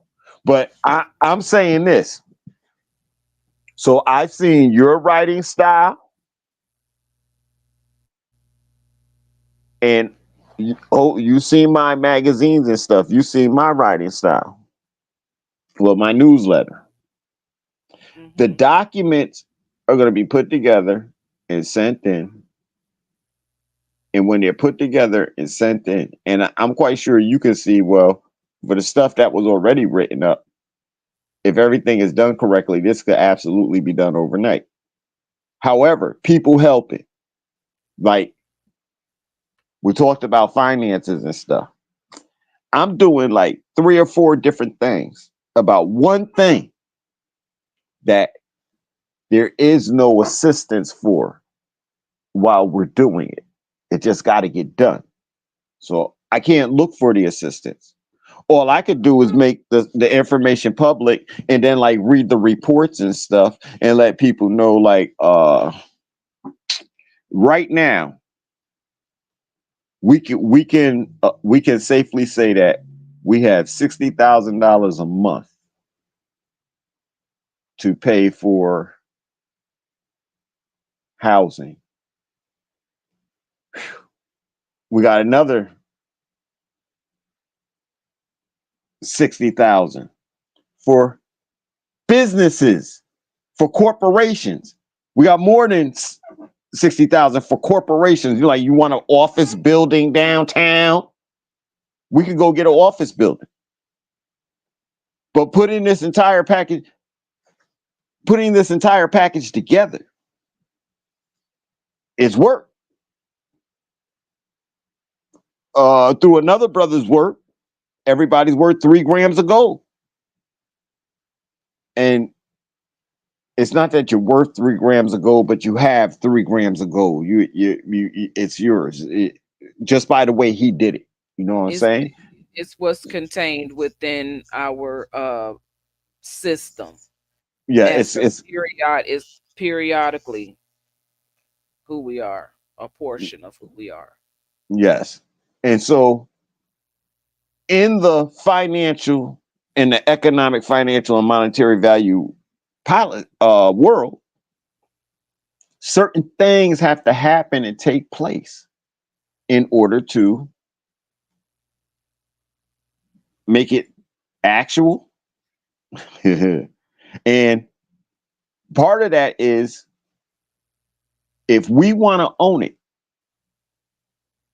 See, I'm trying to show everybody right now. Right now, we're the stock A, right? So we're getting this at a particular premium. We'll have people working hourly getting less. Moors too. If I turn everything in today the way it is, Moors would have to work for it. They couldn't get what we get. They couldn't get nowhere next to what we're getting off what we're offering because they'll have to work hourly for it. So, and we're handled from $103,000 a year, like that's with one person, to $52,000 a year. Pesos. I'm gonna stop saying dollars now. I'm gonna say pesos. So you get from 103 plus to 52,000, and this still has nothing to do with your dwelling, your conveyance, your health. Those are all separate. With $60,000, if going into a bank, I got $60,000 a month for housing.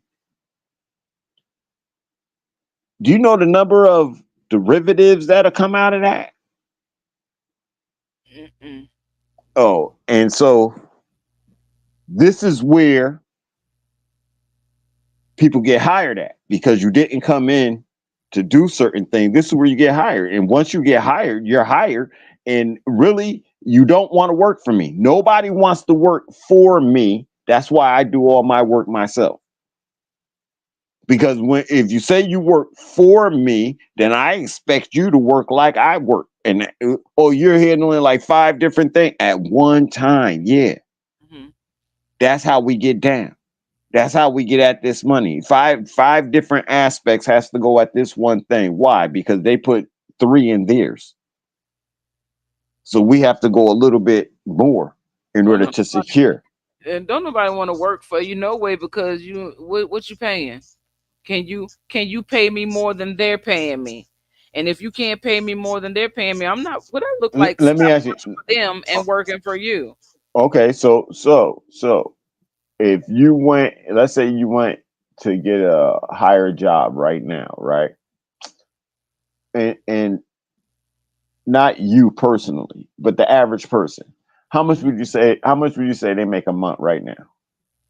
I honestly, I don't know. I ain't been in the work game, uh, in a very long time, Okay, so so I okay, don't know what people make. I don't o- even try to calculate what people. I know what I make. okay. So wait, so weekly, and you got to understand that you're getting this just because of what you do, actuating it into. That's why I said we're in a transition period. Everybody keep doing what you're doing, but acceptance of the bonds because I'm telling you, the bonds are going through one way or the other. It's where people will be on them. Hold up. I So said this plenty of times before. I'm not in the business of trying to convince anybody of anything. I do understand that so most nine times hundred people nine got hundred cheat and days. $999.80 weekly. Does anybody? How many people you know who make that a week? $900 a week. Yeah, I don't know, but I know it's possible. that's our lowest performing bond. 999 pesos and 80 cents a week. That's our lowest performing. So So are you we can gonna be the put? lowest performing and still get about $1,000 a week, That's just right. just to That's our that if you compare it to the world, that would be our what's that when you cut your student loan? This is our student loan program. You would get $1,000 a week. Don't be out here complaining, starting trouble, getting into nothing, making bad things happen to nobody, nothing. But see, this is my point about it. When those people bought Bitcoin, right? Bitcoin wasn't bringing in a dime to them, wasn't doing nothing. But those people understood and knew that when those pieces of paper transferred amongst them, they was good to go. So, okay. So here's the deal though. Um Dang, he just threw me off. Go ahead. I'm sorry. so they agreed like to go spend. They went and spent money on computers so they can sit there and mine all day. Whatever mining is, these Right. people went and purchased computers and started mining. When they started mining, they were going after bitcoins. Bitcoin wasn't worth nothing in the world. It was only what they agreed upon that made it Right. worth something. So How many nobody people say had that. to agree? People had to agree, and not only did they agree, they had to also invest in it. No. Why not? Well, I apologize. I apologize. When you say invest, when you say yes, they had to invest in it and Yes. pay for computers, pay into Bitcoin. Yes, they had to pay into it. Flip it now. Only thing you got to do is work and do what you're doing. However, there's a parameter around the work that you do because we don't want this garbage that we're going through to come back out at our children again. But look at though. How many people can you walk up to today and ask them if they know anything about Bitcoin and if they trust Bitcoin? How many people you think gonna say yes and yes? I know a lot of people who trust Bitcoin. Everyday regular people walking They around got it. They got them on their phone. The kids got them on their phones. They right. got Bitcoin, and they're I doing. know. But what I'm saying is looking at how people call themselves black and African American, that's one category. Then you got a category for Bitcoin. This is for the up against the United States dollar currency, the fiat. People believe so heavily on the dollar. Do you really think I understand. I'm one of them people who will go out there and do and all of this stuff dealing with cryptocurrency and all this stuff, right? I done dibble a dab a little, you know what I'm saying? So I understand certain things. But what I'm saying is there's not a lot of people who will do what I'm doing or have done when it's concerning something you can't put your hands on, something that's not tangible. People are into tangible profit rather than intangible profit. And what we're speaking on is at this moment not tangible. When you have it, you say it's not tangible. But I don't know how to explain that because now here I'm again talking about the mind of someone who here, has to here see everything to be proven to be true, actual and factual. They don't see it's not is tangible. and they don't see uh bonds. That you don't see bonds in the No, world. how many people do you see dealing with bonds? Okay, now listen. Now I listen know what I'm there's saying. people that deal with bonds, everyday people. And if they are dealing with bonds, are they talking about it? Hold up, listen. Yes, they are talking about it. I don't hear it. So that means I'm in the percentage of people who don't hear this type of conversations at On a all daily. on a Okay. daily. On a Because daily, right. I'm not seeking. I mean, you put me on and you give me information to go and like little, sprinkles here for me to go and do research and look and whatever. But I don't have the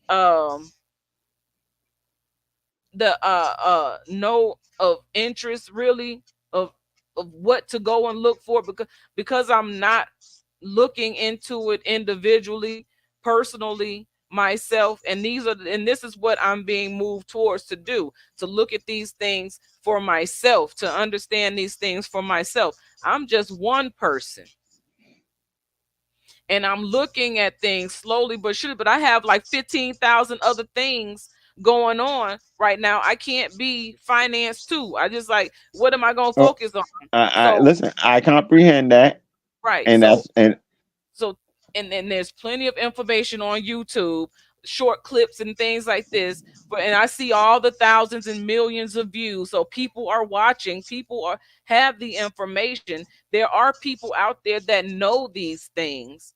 But then we're not talking to the people all the time that know these things. We're talking to the people who don't know these things. And then it's like, I don't know. It seems like it just be sometimes they it's too need. heavy. It's Okay, too okay, heavy. okay. Side star. Listen. All right. So the Empress's table is heavy. The crown is too heavy or something like that they say. No, I'm talking It, about the information, not my position. the information now. Yes, I'm talking So about the information being too heavy for a lot of people to consume, because so many people are so busy working. People work, and they're not working for themselves a lot of times. And those people who are working for themselves are working to get people who aren't working for themselves to pay them to keep their status up. We're not asking for money from anybody. We're just sharing information. So it, and let's so just the so realist. so we don't so as far as like when it comes to like putting down law and things like that, those things are self-contained. It's like people think that you're trying to, rule over them rather than unite with them. And people will run away from that, basically. Okay, so I mean,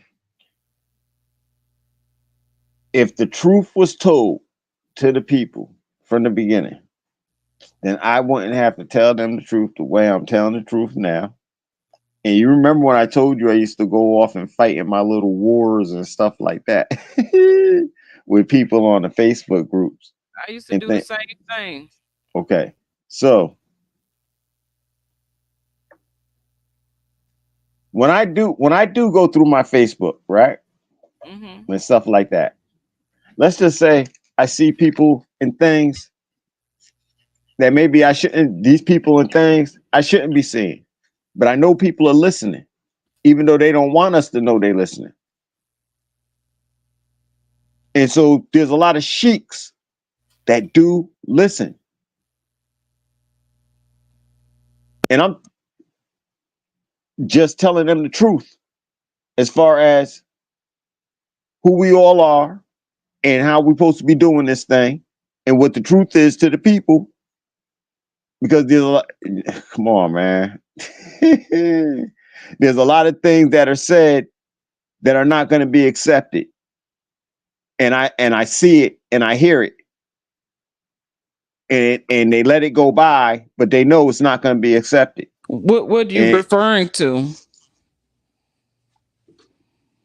so a lot of different we just had a lot of different people come on Facebook, and it's like the dirty Moors have decided to resurface themselves.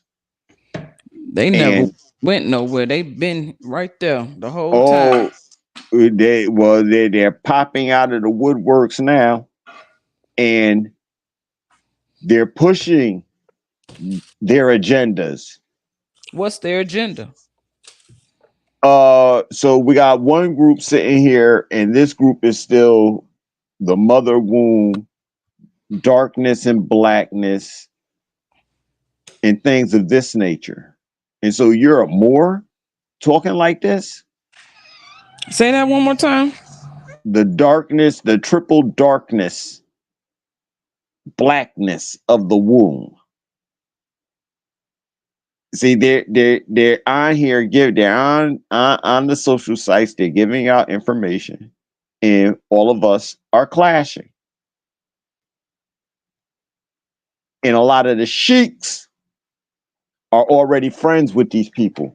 When I see it and it comes down, I go through and I'm looking. A lot of the sheiks are friends with these people who are the same people. But I don't want to, I'm not mad at people for being friends and stuff like that.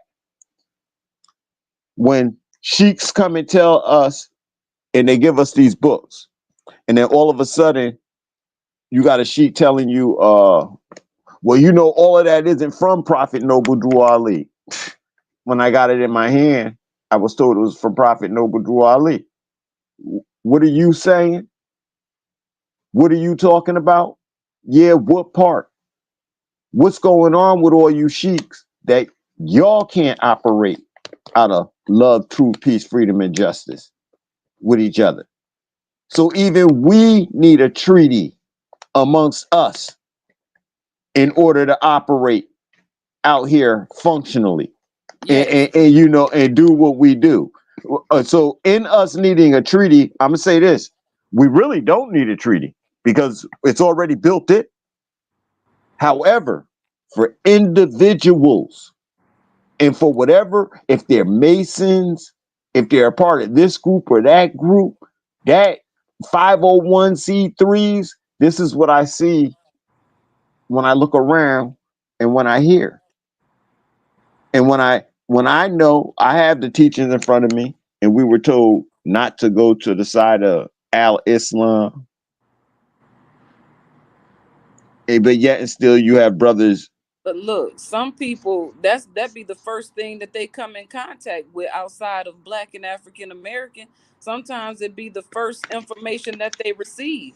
And so sometimes that be the information that saves somebody's life from living the life that they used to live. And maybe they're not lawfully correct, but maybe they are spiritually correct in choosing a better way rather than an old way which had them in custody.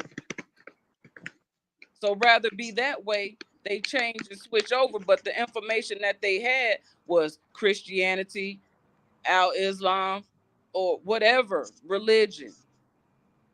So that be what saved them. And people hold on to that type of stuff.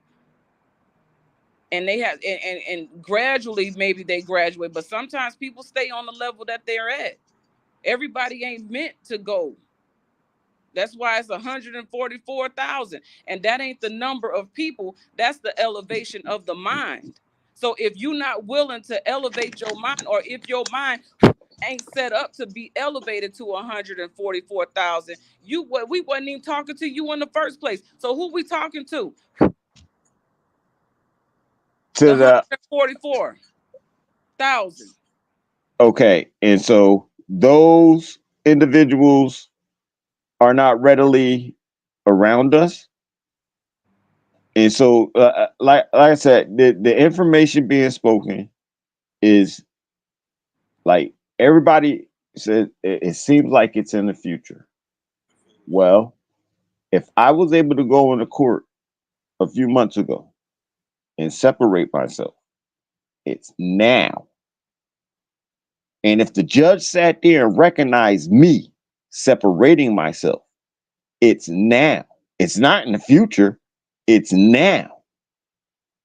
And everybody has to wake up and the different aspects of what it takes to get this done. And not doing it, all you're marching down the street and all that other stuff.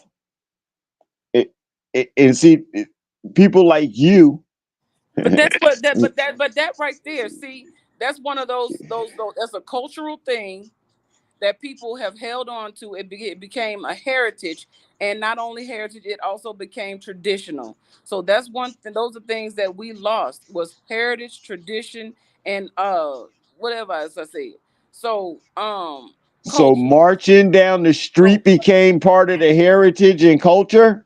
well, yes, because isn't that what they did? Isn't that what the people did?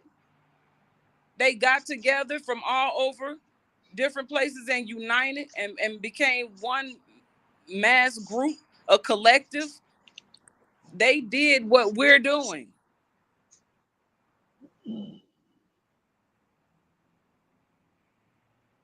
People thought they was crazy too for being so bold. Now we're being bold and stepping outside of that group to say, hey, there's another way, and it's a better way. It's the lawful way to go. But see, people are so confused over all the time of this conversion over into what it has become. It's hard to retwist the screws. You got to take it all the way apart again and put it back together. And that is not an easy task. And not one person can do that alone. So when we see that we're doing this all together, we all want the same thing. Just because we call ourselves something different is what we have to get around. And that's the point that I really wanted to make when I said what I said earlier. We have to get around how we see in ourselves differently and see ourselves as united. Call yourself black if you want to call yourself black, but just like Jesse, he calls himself black, but he's also for the people and for the betterment of the people. He just got to get around the restraints on his mind when it comes to who we the people are, and get outside of that hate. People now, when it comes to people like Shabaka, for instance, Shabaka has experienced so much trauma when it comes to being black and African American, and what that is, and in that era of the arrival of such and into this world of black and African American that we exist in today. This was a gradual process that has taken place, and over that time, everything that took place during slavery, there are people who are mentally, spiritually, emotionally, in all kind of ways injured, Institutionalized. institutionalized from it. Yes. So that's just like, you know, from the institutionalization that we can all associate with in the knowing is that of being incarcerated. People have to relearn how to live their life, but if you don't get in solitude, get out of these crowds. Everybody want to hang in crowds and be around everybody and be influenced by what the crowd is doing. The crowd is always going to do what the crowd does, but individually you going to be in solitude, and in solitude that's when you can get with the creator, the universe, the almighty can speak to you within, and that's when you begin to heal and see yourself as something different and worthy. That's not 100%. Everybody ain't gonna get there. If we understand Maslow's hierarchy, we can understand getting to self actualization is a process and stepping stones. And if we're still stuck in lower levels of development, we don't even know how to think yet. And I'm not talking about me, I'm talking about we as a collective whole, because we're still fighting over what to call ourselves. Jesse, When really we should nix all of that, because if we was to jump out of this skin, we wouldn't be any of those things. None but of it. but see, Side Star, when we nix it, that's when we put ourselves in danger. Because if we're standing out here talking about a black issue, African American issue, and backing up a African American issue, we are putting ourselves out of law. I didn't say backing up anything. People can do whatever they want to do. What I'm saying is if we're not working on ourselves individually, We're never going to see ourselves outside of race and color and categories. I'm talking beyond this physical body, because it's this physical world and this physical mind that's got us all messed up, fighting and against one another, or not supporting one another, because we're supporting, we're not supporting what we don't, what we're not supporting because of what we see, not what we feel or what is true. Anything is going on, but not as true. What's true. And the truth is, people are sick, and people are not in control of their own selves, and they are being controlled by the media. So busy watching, I look at the stuff, but then I also take moments I have to get to myself and to clear my mind and see myself in my space. I clean my home. I cook for my family. I do these things, and that ain't got nothing to do with what I call myself. These are things that I do because they are things that are necessary to be done. What I'm saying here, outside of this physical body and what people can see from the outside, looking at you, looking at me, we are so much more, yet we stay stuck on this physical plane when we are to be elevating into a spiritual plane. This earth ain't even the same no more. I can't even breathe the same in the air, and this is real life.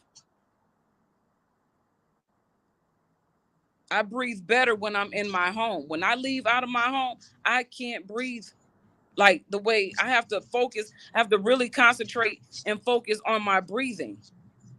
So that's why when I'm to myself, I'm practicing breath work. I'm working and on my breathing. So if I'm ever in a situation to where I feel like I can't breathe correctly, I know how to calm myself with my breath. I know how to change the rhythm of my heartbeat with my breath. I know how to calm my mind with my breath.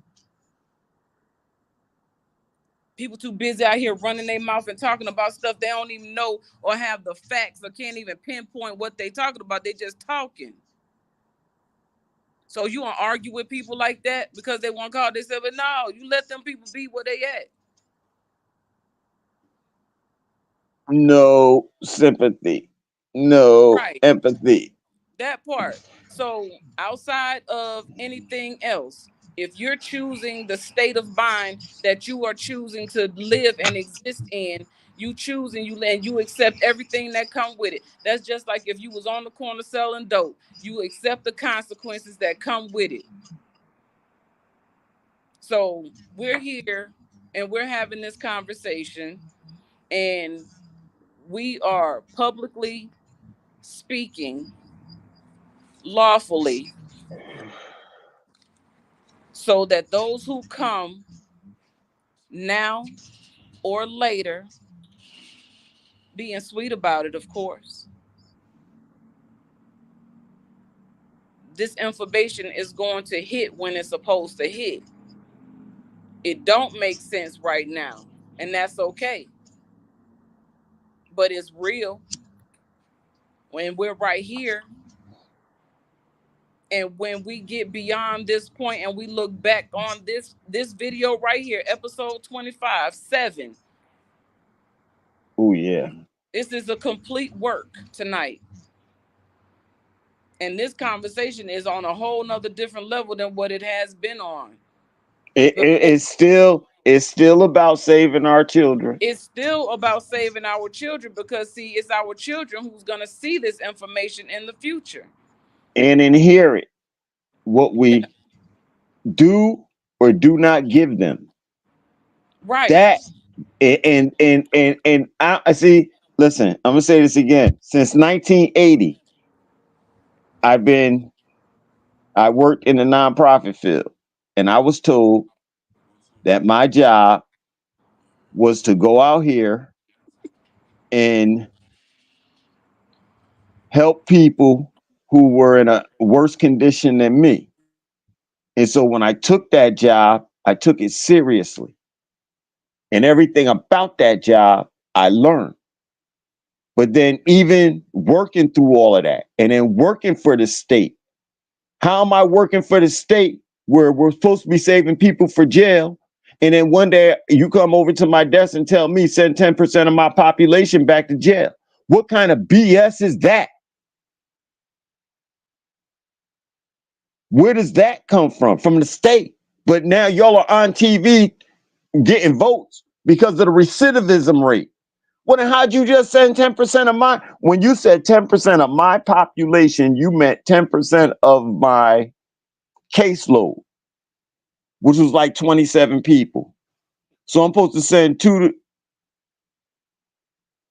I'm supposed to send 2 to 3 people back to jail. But wait, it's not just me. There's like 8, 9, 10 more people in this whole thing, 15 more people in this whole thing who are all sending 10% of the people back to jail. And the politicians are talking about recidivism rate. So my disgust for it is like, I can't even tell you. And then when I know the law and I see us giving ourselves up, that's it. That brings on more disgust. Yes, it does. So, Brother Jesse, out there in Denver, Colorado. Yeah. How you doing, brother? Islamism. Islamism to you, brother. I just seen this clip on YouTube where it was basically saying that the Moors are the Indians of yesterday, or the Aboriginals of yesterday, and there was always a tribe or something attached to the Moor.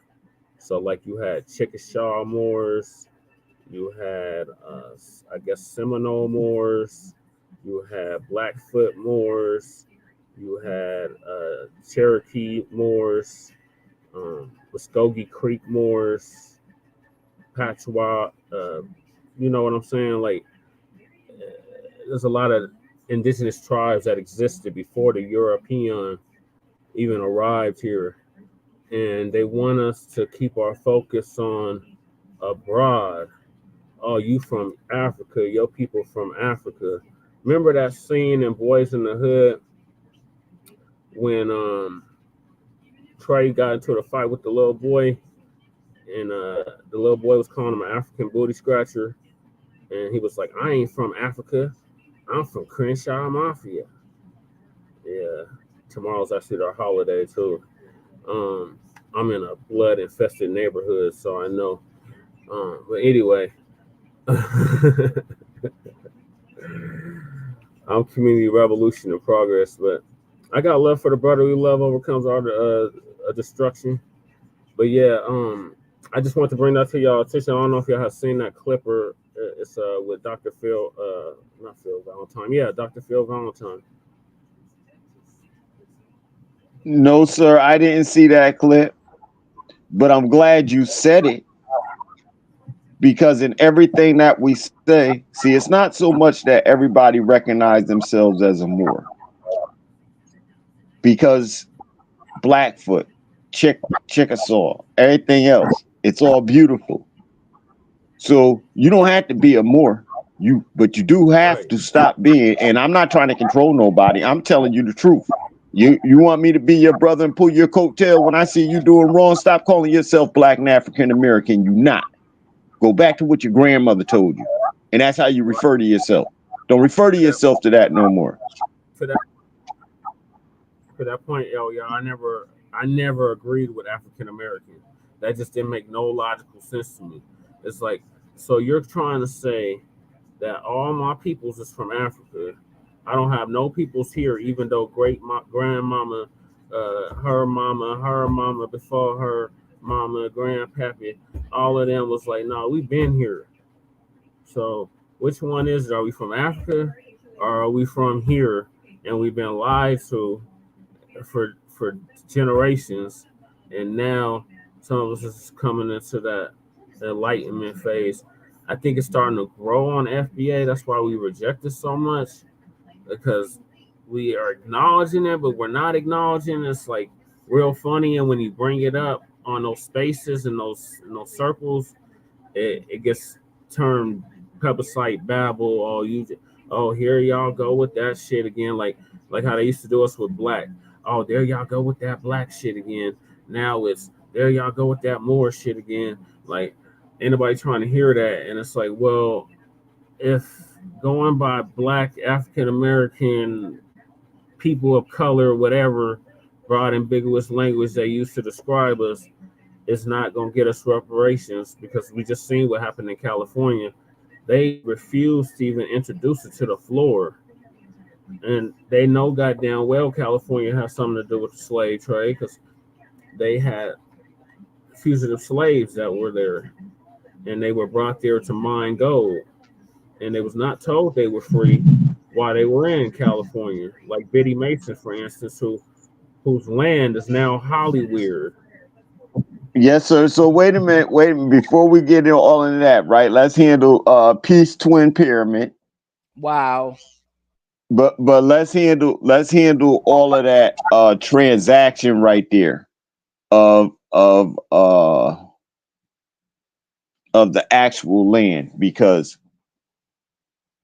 we went to war and we were made prisoners of war. Our nations, our nation got turned into prisoners of war. After the war, we didn't stay nations. We sought to be within the United States nation. It is not their job to recognize you as a Moor. It is your job. And many of your brothers who are Masons are not going to let you do that. And they work for the United States. They're going to want you to stay black, African American, and that's it because that's the only way they have power, period. Without you being African, Black American, they lose power of us because now we govern us. We govern ourselves. This has to be the mindset of everybody coming in that this isn't just something you doing and you remaining a United States citizen. You are building a government of yourself. We have children to look out for.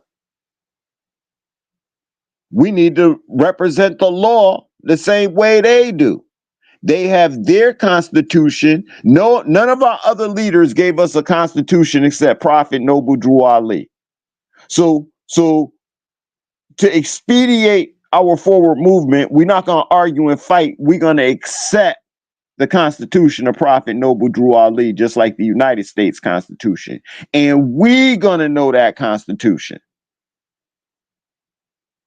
It's not up to everybody else to know it. We need to know it because that's what he put on the world for us. Along with it, we could take documents from Haile Selassie I and some of his theories. We could take documents from everywhere. But we have to leave certain thoughts behind of who we are and going forward. My Lord.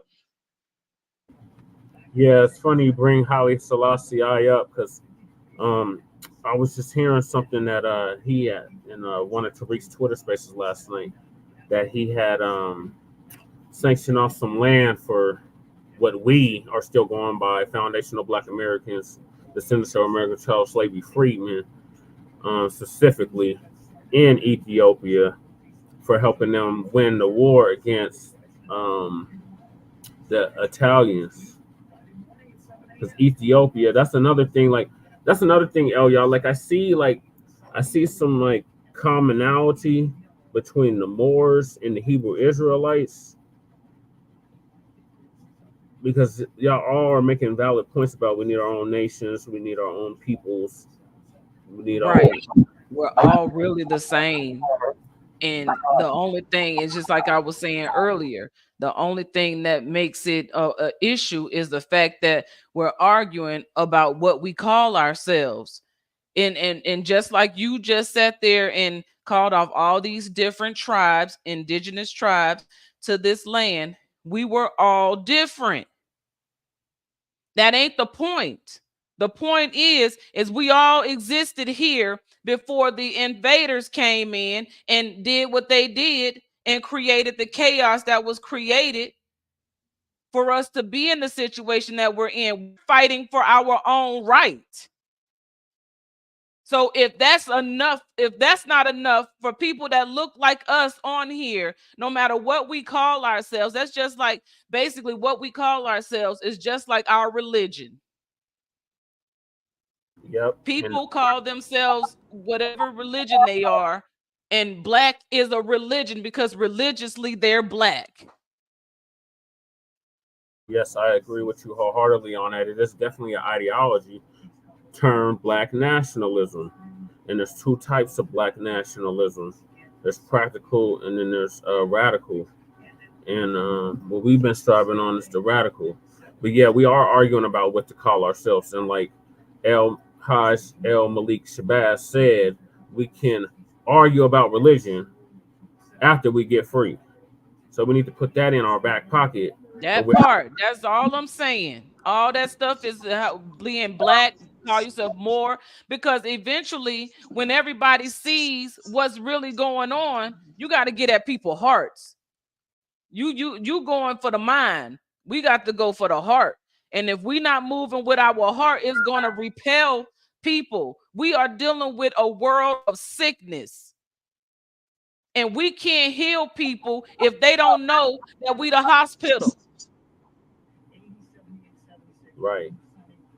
And so now, and everything that was said, see, in freeing us, we are if if we free people under the terms Black and African American on the international world standards, we too turn into enemies, and they will hit us like Hitler, as if we were Hitler, because we are freeing people who have agreed not to be people.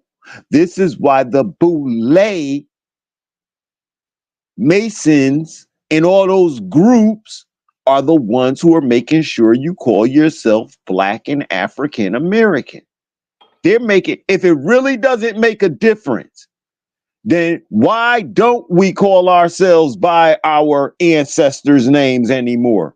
Why have we been strict? If it doesn't make a difference, it makes a difference, because in law, a man's property is his property. And by the way the United States government and everybody written up everything, that ID in your pocket make you their citizen, makes you there. So if they come after you because you're talking about Black and African American, it doesn't make a difference whether I can free you or not. I have to watch you go down by law. If you come in there and put Black African American on documents and they come to seize them, I have to give them up by law, because you claim Black and African American. And I'm saying by law, what's in our possessions right now, we ain't got to give none of it up, because we're saying Moorish American. Because somebody comes on and says Blackfoot, somebody else comes on and says, yeah, we're not all the same. We're not going, but there's certain things that lawfully we have to realize. That's why we don't own nothing, because everything was signed by Black African American United States citizens. We gave it to them. We have to stop giving it to Um, I agree you know, wholeheartedly, El.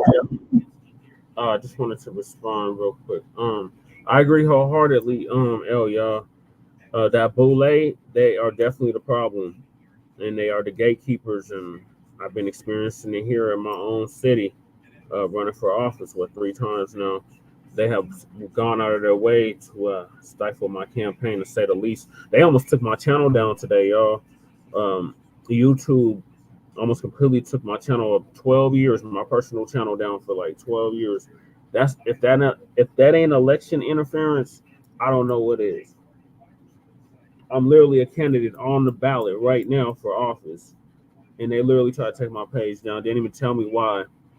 And then when I got home from the garden, it looks like it's back up on my computer. So I don't know if I didn't appeal it. I didn't do none of that. I just took a picture, took a good snapshot of it, and went about my business. But yeah, um, we just need to come on one accord that like, hey, we are different tribes, different peoples, and different nations, and we existed here before there was a European or a pale face or any of that.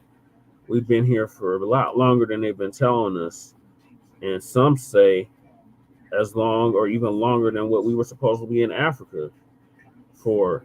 Some there's a lot they're not telling us, but you're right about that whole ID thing. Like I lost my wallet a year ago. I have not had my ID replaced, but they got it digital now because the IDs now they have chips in them, so they tracking you like everywhere. Like they can scan the IDs, all of that stuff. So Listen, that how, barcode. how do we go about getting this knowledge out to our people? Besides these platforms that we don't control, um, Well, you So, for so, one, you share, you know, you do share and you participate and you come on and you speak, you know what I'm saying? Um and then you carry your own message. And so if everybody would just do that, and that's a personal choice, that's a personal decision. You know how many people I see that look at my stuff and never like it and never share it, but then I'll see them go and like a celebrity's post and then share their stuff, and it brings no value to the collective. So what we're sharing is what is going to affect the algorithms, and what we're paying attention to is what will change the algorithms. So I see people post, little things, you know, I know nobody's gonna like this, so can you like my and then that just travels on and people just share it, and that one post is connected to every time it shares and every time it's viewed on those hundreds of pages. And so that page, that one main page, gets all these, views, and they begin to get paid behind it. So it's a network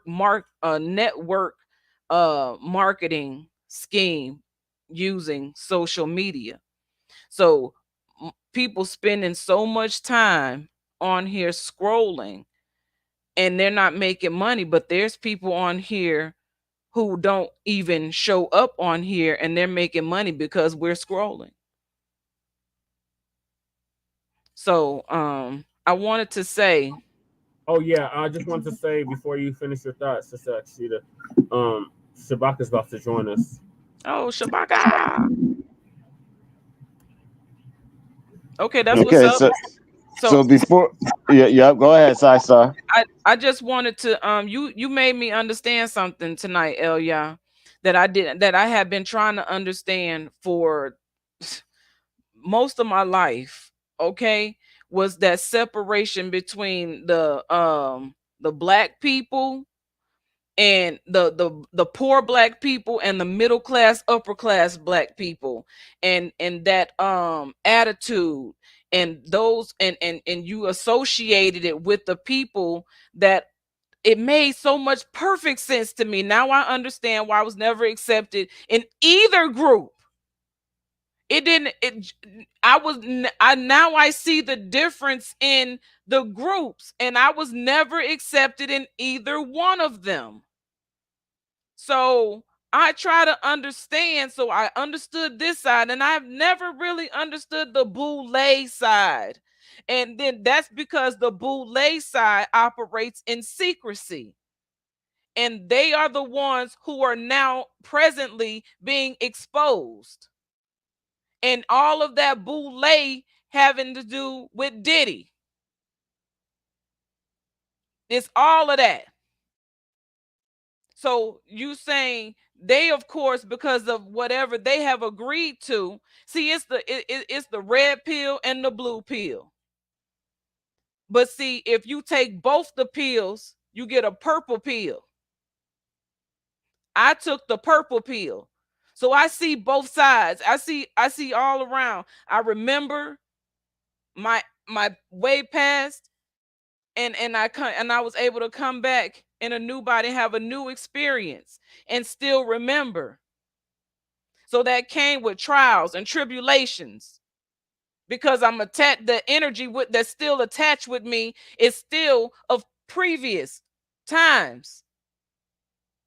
So I understand who I am, and I had to be searching and seeking myself to come into the information that I have come into, to be here having this conversation tonight. So then I also wanted to say that so thank you, Elia, for helping me to understand that, and really giving that helping me to get that revelation, so I could understand what I did not understand. And so now it makes sense why I was never accepted.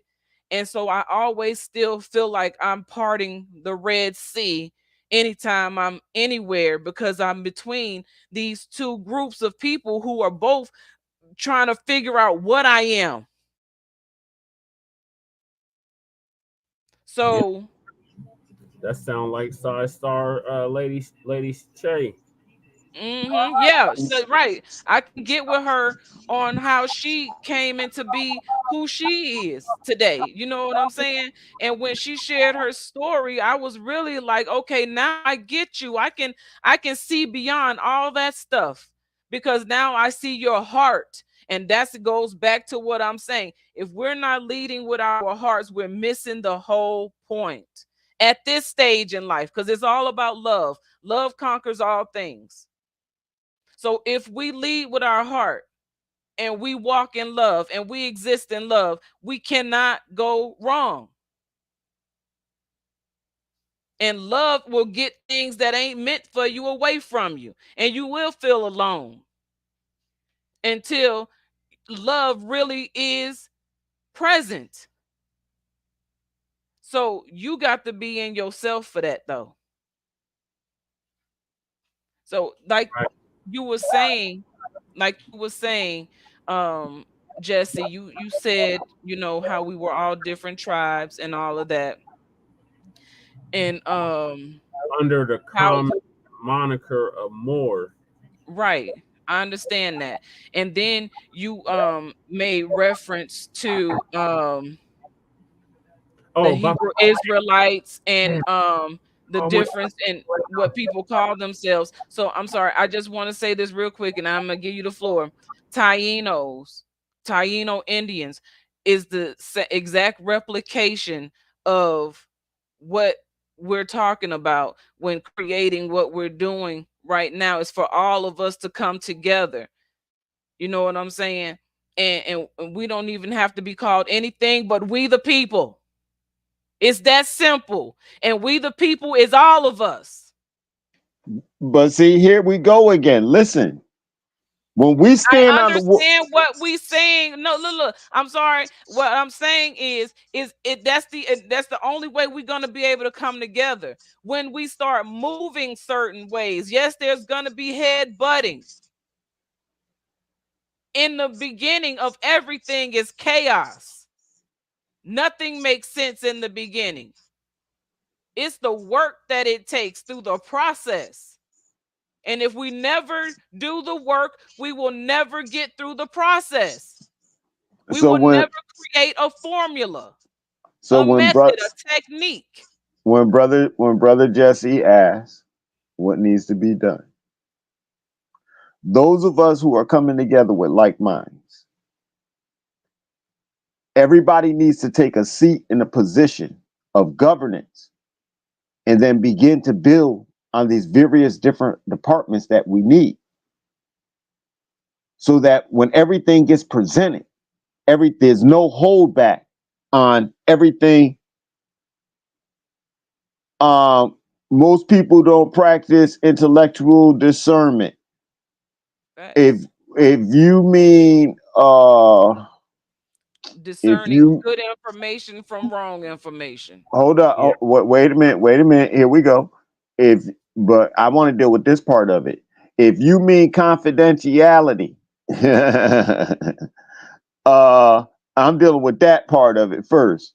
If you mean confidentiality, and because you brought up confidentiality, I got those papers on computer, and so we can all have confidentiality agreements drawn up.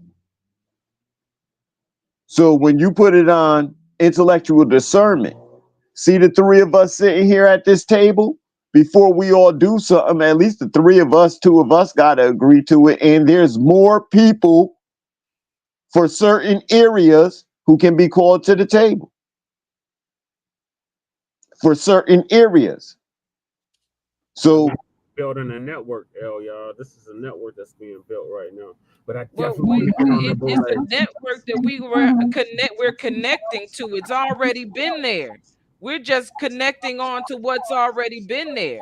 And so we're saying, hey, you standing those grounds you on over there being Black and African American, that's on sand. We on solid ground right here. And we're trying to get you to come over here on solid ground and to help us to build this foundation. So what seat are you running for? Colorado State House District 8, House of Representatives. For the okay. So you're in Denver. Yes, sir. I have idea that you're in Province 5. So with you being in Province 5. Oh, you're saying in regards to the more. Yeah. And what you're running for. Now understand, you cannot serve both seats. If you're a governor with the United States, you can't be governor of Province 5 over there. Okay. This is the reason why we have to do these things. You cannot. Yeah. I got a quick question. So when I win, what book do I swear on?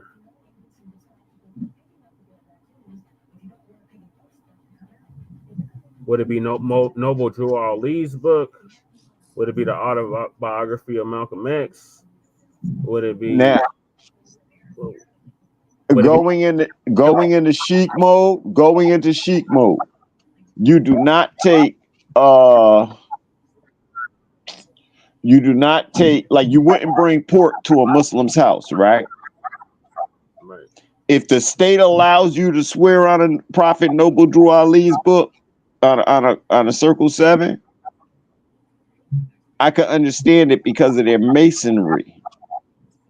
But because you're signing with the state, you're going to have enemies. I already have them. I'm already prepared myself for that. Like, this ain't my first rodeo, but the only thing I haven't prepared for is what I'm going to swear on, because I haven't gotten that far yet. Like, I've gotten like this close, and then they snatched the jaws of victory from me. Shabaka is here. I wouldn't, because we don't do oaths and things of that nature. Hey, man, get rid of them damn ponies, Gators are going man.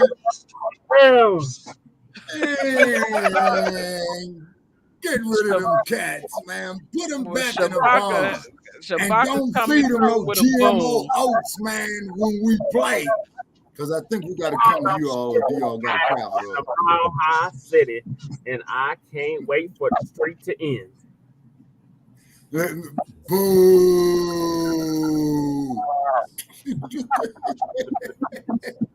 As y'all can see, we got a nice rivalry going on here. Okay, then. Oh, wait, so you got some twin pyramid over here saying go Texans. Okay, so yeah, I forgot it's football season.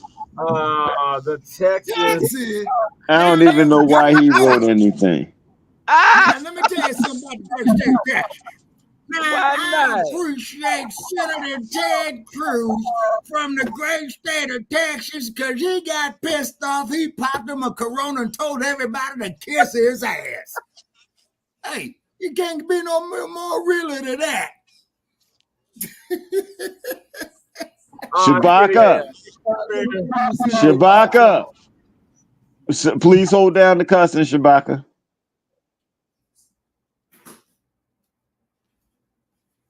Yeah, so how y'all doing this evening? Let me find the headset. Greetings. I wasn't gonna yell with him, but you see, I put the Patriots up there. Right. Well, you're in the Northeast. It's either Patriots or Giants for you. Isn't that sad?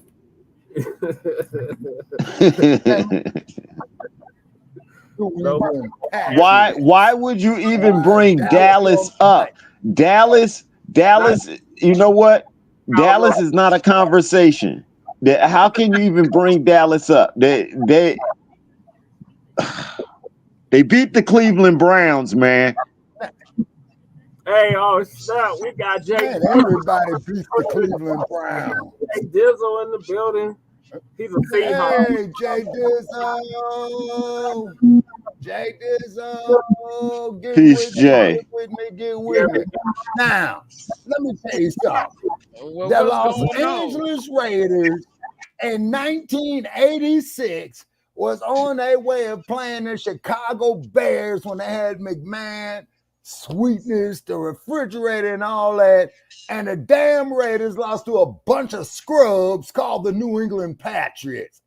And I was so glad that Chicago stomped them. No, I just didn't know what to do. Right there in Soldier Field, in the cold. I kind of imagine you would be happy about that. Oh yeah. And in the NFC, now in the NFC, I still have to give the 49ers, they props, you know what I'm saying? Now, okay, so wait. I apologize for cutting in, Shabaka, but you see what Cosmic Mind wrote right there? We need our leagues of everything, like Ice Cube with the big three. Yes, sir. I think what he's really what that we need our own leagues of everything. Our own leagues of everything. Oh, okay. Yes, sir. And so, see, now this is the kind of person that I don't mind waking up tomorrow morning talking to, because obviously, in order for us to have our own leagues, he must have a few ideas and he must be thinking about something other than the regular rigmarole that we think about. You see what I'm saying? Yeah. So now I would like to connect with this brother right here on doing that, and put your email in there, Cosmic, if you about that. If you about building a league and things of our own, then let's get together. Put your email in there and let's get together and let's put some plans together, and let's build that, because this is where I'm at with it, and this is how we need to be about governing ourselves, right? With our own ideas and our own abilities like this. Okay, yeah, I'm sharing this link on my like page of Black Experience in Hand. Shabaka, I got to get this out. So 100 years Thank you very much. We did all of that. Yeah. Under black. We had our own black leagues. We had our own Negro leagues. We had our own colored leagues. We had our own and our own basketball league. That's everything. What the Harlem Globetrotters was about. If we could do that 100 years ago under black, then what could we just imagine what we could do now under Moore or something yeah, or whatever. The basic point is this, man. We got to control our own group economics of people who look like us. I don't give a damn if they're from the US of A, the continent of Africa, Europe, just as long they are not colonized, brain dead MFs. This is why we created the hashtag resurrection of the mental dead. I just ran into two at the garden earlier. They were volunteers. They both going to school for STEM. You always push the STEM. They going to Oh school yeah, for the STEM. science, the technology, the engineering, and mathematics. Oh yes, sir. It's because we are the creators of those sciences, and also too, yeah. I've been trying to reach out to him for years, man. I don't know if you got a line on Dr. Ashwa Kwesi. I do, Okay. Shabbat. Okay, please reach out to him, man. That brother's heavy. We would love everybody that's in the chat and on the panel to call into Shabaka's Black Experience Enhanced tomorrow morning as well. We are doing On the Grand Rising. We got Jermaine in the building. We got Twin in the building. We got Cosmic Minds in the building. Cosmic Minds, make sure you sub up to Frontline Black News. Not to change the name here shortly. Yes, sir. And then also, too, what we're doing on our platforms is that I already mentioned the brother past. We're going to tear them down and we're going to rebuild them and bring them back better than ever before. Because with my dumb ass, since I'm getting old, man, I got to read up on this AI shit and come up to the 21st century. You see what I'm saying? Yeah. Well, they trying to put we got Win Lose in the building. What up, Win Lose? Oh, that's because I shared the show out. I shared the show out, y'all, on my platform. Okay, so that's what's why. up.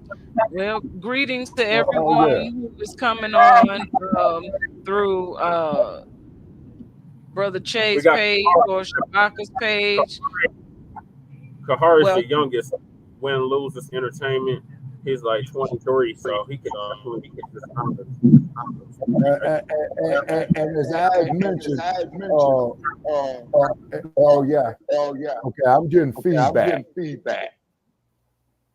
Okay, and I also mentioned it to Sister Akshita. We have enough talent, people. Well, we could go up here and build our own networks too to start making a living on this. Now, the reason why I'm emphasizing this, right? Because I'm an old bastard and I'm on my way out. Okay, and in any given situation, take what is useful and leave what is useless. Now, what do I mean on my way out? Just off the natural law of biophysics. You know what I'm saying? Okay, we the people, we talking about what's on our heart. Yes, sir. You know what I'm saying? Yes, sir. And let's look at it is because we have to become economically self-sufficiency wherever what we want to call ourselves. We crumb bumming on these damn tethers, okay, as Brother Che. You all got YouTube in here. I don't know, Win Lose. I don't know. I do know Lady Che has a YouTube. I got a YouTube channel, but it's an ancient, you know what I mean? And I got to go revitalize it, and then them bums over there, and hey, where the hell YouTube at? Shabaka, I got a question for you. Shabaka. Because you came on here like a whole tornado and just ripped up the whole scene, and then you sat down in it. So then I had to come and be the cleanup crew and say hey to you. How you doing, Shabaka? Old, tired, messed up, got medical appointments to go to, you know, got degenerative spinal disease. You know what I mean? You know, I'm all messed up, y'all. Oh, have mercy. But you know, the most interesting thing is we all got something going on with us, whether it physical or not physical, something that can be seen and things that cannot be seen. And you want to know something? I wanted to just say something as far as last month being suicide prevention month. We didn't give any reference to it in the month of September, and we're just now getting out of September. And so I just want to say that it was suicide prevention month, and for all those who have thought to have suicidal ideations or to not understand themselves, to feel like they're not relevant, you are enough and you are relevant. And so thank you for continuing on and keep going in strength. And so this month, October, is the month of breast cancer awareness. And I Yes, ma'am. am a survivor, a thriver of breast cancer. And so I'm a pinky, and I'm a unicorn. And so Oh, and I'm still a and black also, militant and an arrogant black bastard, to quote the well, words of cut it man. out, Shabaka. And also, this month is also to the for domestic violence awareness. So Okay. those who may be in relationships or situationships that you feel like you cannot get out of, there is help. You just have to be willing to admit that your situation is what it is, Yes, and that ma'am. you do need help, and it's okay to be away and to deal with whatever's going on with you, especially if you have children. Think about how the situation is affecting your child. And Oh, so absolutely. so Absolutely, sister. so to those who were able to get out of situations and to start a new life, I am also that as well. And so I stand with you this month on those two things personally. And so I would like to actually talk to people, and people maybe come tell their stories if you're dealing with breast cancer, or have dealt with domestic violence, or maybe don't know where to start if you're in a situation of domestic violence. Okay, This could can I be say something a on that, situation sister here Peter? where we can get to know each other and help one another. And yes, Shabaka, Okay, speak your yes, piece. ma'am. That there of what you're speaking of have happened in my family with a loved one, right? Okay, Mm-hmm. ladies, if you are a victim of domestic violence, it's because I can no longer do it no more. Start taking you up some boxing, start taking you up some martial arts. Also, to start taking you up some swordsmanship and some shurikens, which are constantly referred to as throwing stars. Okay.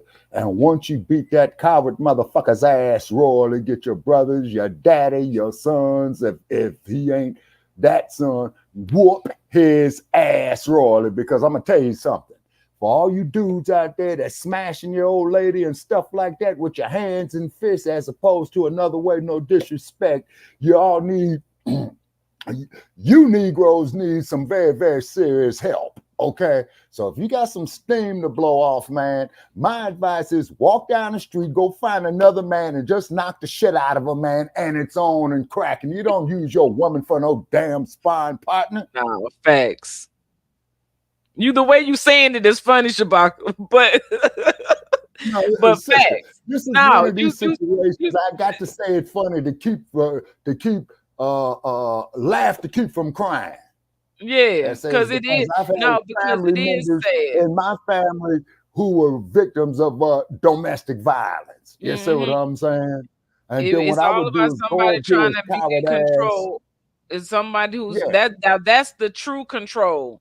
People think that when you give them corrective criticism, or you have observed a behavior of theirs and you bring it to light, they think that they're being you know uh Tax. attacked, right? And it's not Chastised. not yeah, chastised, yes.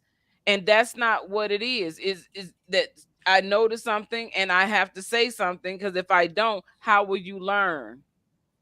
Right. And if okay, you but love also somebody, too, you want to sister correct them if Ada. they're wrong. Otherwise, Okay, now in love and just like the don't Cosmic says right here, you and got men who are victims of domestic violence by Hold on, Shabaka. Uh Keep that thought. Jesse, finish what you were saying. um if you love somebody, you're gonna correct them. Um, Nowadays, it's hard to correct people. They can't take constructive criticism. They can't take correction, period. Nobody wants to be the dummy. Nobody wants to play the fool. But y'all all remember that song, Everybody Plays the Fool. Sometimes. There's no exception to the rule. Listen. Baby, everybody plays the fool Sometimes, sometimes. No no exceptions to the rules. Listen, listen, baby. baby. So with that, It may be natural. It may be true. eh, so with that, that's hence everything that's being said is 100 as far as who we are and how we have to operate. This ain't about feelings and what we think and this should be right and that should be right. It ain't right. It ain't meant to be right.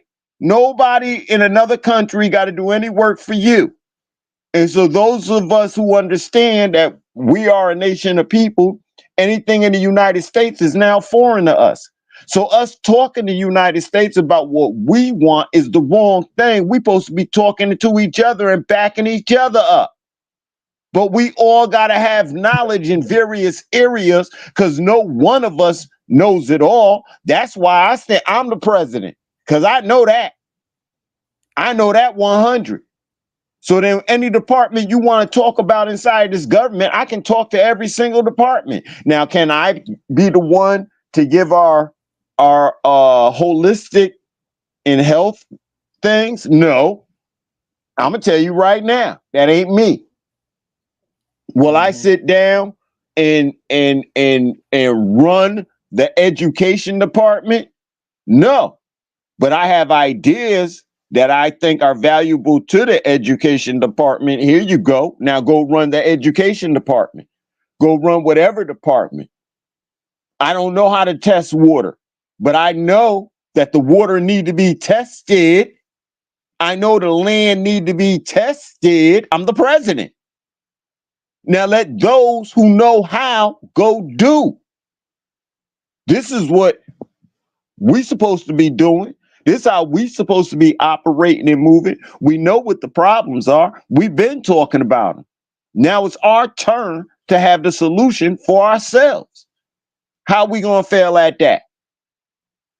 And everybody who's speaking, see somebody like Cosmic Mind, he would let's say we was all in the office. I asked him to give me an email. He ain't gave it to me yet. That would piss me off in the office. I asked you to have something for me. You didn't do it. You ain't even recognize that I asked you to send me an email. And so that would piss me off because listen, I'm a capitalist. I love money, right? So I do. I love money. I'm just not a pig for it. I'm not going to sell us out in order to get money. I could care less when it comes to that level as far as selling us out. I stand for us. Because I'm standing for me when I stand for us. I stand for us. All right, brother, but I don't see it. And I apologize then. I see all these other things. I don't see it. So I stand for us. And so I would expect every one of us, Jesse, you ain't wasting your time. Everything you trying to do when you trying to put forward, you trying to waste your time out here. Oh, somebody just asked, do we know each other in person? These three might have met in person, but I never met them in person. And so everybody's standing on like in the old days. You coming out here speaking and running your mouth. I know how to test you. So I'm going to test you. And after so long, everybody just gonna be truthful with each other. And the ones who know the truth and hear the truth, they're gonna stand together, and everybody else gonna fall by the wayside. And everybody else gonna pick it up and they're gonna run. So they say, well, you keep talking about, I have to keep saying the same thing, because if I don't, people will keep equating things and saying things in a manner of what we did not intend or what, but you said. Don't put it on what I said based upon what you wanted to hear or the way you wanted to see it, the way you wanted to explain it, because it fit your narrative at a certain point in time. There is no amalgamation. So that at no time can we just relax and like you're at an interview, Like right now, you're at an interview going for what you're going for, and then they start talking to you about Black and African Americans. You need a slick comeback where you don't even acknowledge the word Black and African Americans. You see what I'm saying? Don't let them pigeon you into a corner, because they're gonna if you win, they're gonna bring you in a corner, all right? Because a whole bunch of stuff you talking about. Hey, yo, Jess, you gonna have to slow that down, Jess. You can't go at it like that now, Jess. You got an office up in here. This is our job. You got to do it this way. And one of the main things you're going to be responsible for is helping to bring money to the state. Yep. That's what they're going to expect you to focus on, bringing money to the state, not the people and their problems. No, but money to the state. And so, so now if your job now is to bring money to the state and not focus on the people of the problems, what you run for office for? Because you was there to fix people problems. Instead, you got to bring money to the state. This is more money.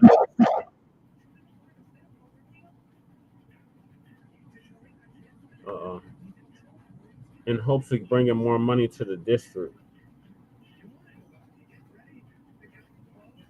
Well, we never heard Shabaka finish what his thought was, and he just been on mute. He being stubborn. He ain't gonna click off mute till here, Shabaka. Oh, I can't unmute you, Shabaka. You gotta unmute yourself. Yeah, sister, noise in here, and I don't want to, mess up the vibe that we got going on right here. But tell Jesse to take that damn orange thing off right there. Hey, look at here. I wanted you to come through because you was finna say something about something that Cosmic Mind said in the comments there, and you was about to reflect on that, and it sounded like you was taking it to a good place, but you cut Jesse off in the process of his thought. So I wanted him to finish, and then I want you to come on in and finish your thought process because I want to know where you was going with it. Oh yeah. Don't worry about what Jesse got on over there. What's your point? Okay. The point is I'm making, sisters, that brother said right here is that men are victims of spousal abuse too. Okay. Because I've known some men who are victims of spousal abuse, and generally from, my years of being here, he's generally in a situation with a woman that would have like a lot of brothers or a lot of close male relatives to her, and then that they would try to punk this individual. You see what I mean? Now, what I mean by that is this dude is involved with his woman. Let's say they got them a 1-bedroom apartment. Then all of a sudden, her drunk ass, gang banging ass brothers and Lord knows what other type of shit they own want to come there and crash on the fucking floor. Shabaka. You got hype, man. You got hype. You got to calm down. Maybe I need to start smoking weed again. Yeah, you need to go ahead and talk you one or something. You in a legal state, go ahead, spark. Cause when you got lit, you turned on fire real quick. Light you one up with that fire you got. Now I ain't got no sister Akshita. God, I quit about a year ago. Yeah, and then also too. Can we tell the story? Can we tell the story in a without all the profanity? Because it's hard to understand where you going because you coming on real strong like rawr. Okay, you got some men that are involved in relationships with women. Okay, now I'm going to talk like I'm halfway educated, which I am, and I do know the word is education, and that's the difference between a wise man and a fool. Okay, but you do yes, we with you. What, a fool or educated? No, educated. We understand. Come on. Okay, all right. And so what happens is that you would have some women that have a lot of brothers to go seek a dude out just to punk them. You know what I'm saying? Now, how this scenario would work. She might be cohabitating with him. Okay, I'm going to give you two scenarios where she's cohabitating with him, Then all of a sudden, you know, she's telling the dude, oh, well, my brother, he just got out of jail. You know what I'm saying? He ain't got a place to stay. You know, so I told him he can come and stay here. So he comes over there with his funky broke ass, don't want to wash no dishes, don't want to wash no clothes. Wait a minute. Yeah. Let me ask you something real quick. Why you feel like that about it? Okay, here's one for you, Sister Achita. I'm in Los Angeles one night. It's after dark, right? I go to a place to give me a cup of coffee. Fool walks up to me. Hey, Jay, hey, man, can you help me out with a couple of dollars, man? I just touched down, bro. Okay, so you just got out the slammer, right? How long you been out? I got out yesterday. Well, hey, man, didn't they give you $200 in gate money, man, when you got out? Where did you get out of? I just got out of Delano. I said, California Department of Corrections, right? Yeah, man. Okay, so what happened to your gate money, cat? I mean, you know how it is, homie. You know, I went out there, man, and got involved with the homies and all that. And I said, hey, man, check this out. I ain't giving you shit. Well, damn, OG, you don't have to be like that. Oh, yes, I do. Now, the reason why I have to be like this, and now the reason why I had to tell him like this, so he will clearly understand me, that the next time that he opens up his mouth with this nonsense, see, now his well-being is being put on the line. Not Shabaka. Don't get Shabaka going. You better not. Hey, look, but look at this comment right here that Cosmic Mind said. Some woman just had a rough upbringing. All they know is fighting, like chicks that are in gang life. Yes, he is correct about that. I have witnessed that there too. You see what I'm saying? And that's kind of like what you talking about, Shabaka, right? Like how they try to set the dude up, because you stopped talking about that. Okay. Yeah. So that's basically like showing an example coming from outside understanding of what you were saying. What's up, Jesse? I just want to say I know firsthand what that's like. I have personal experience with that type of shit. It's just like that. Like one of my exes, her dad used to rape her. He's a my God. He's man. Like he just got out of prison like off of like 20-year bid. At least 20-year bid. He's a straight up killer. Like he's a crip killer. Like he's not a blood killer, but you know what I'm saying? Like he's like known. And that broad, when I was with her, like every day I was fighting either her, meaning she was hitting me like on a daily basis, or I was fighting to defend her from people out in the street. Like literally, I remember that we have this place called the Gathering Place. It's where like all the women go.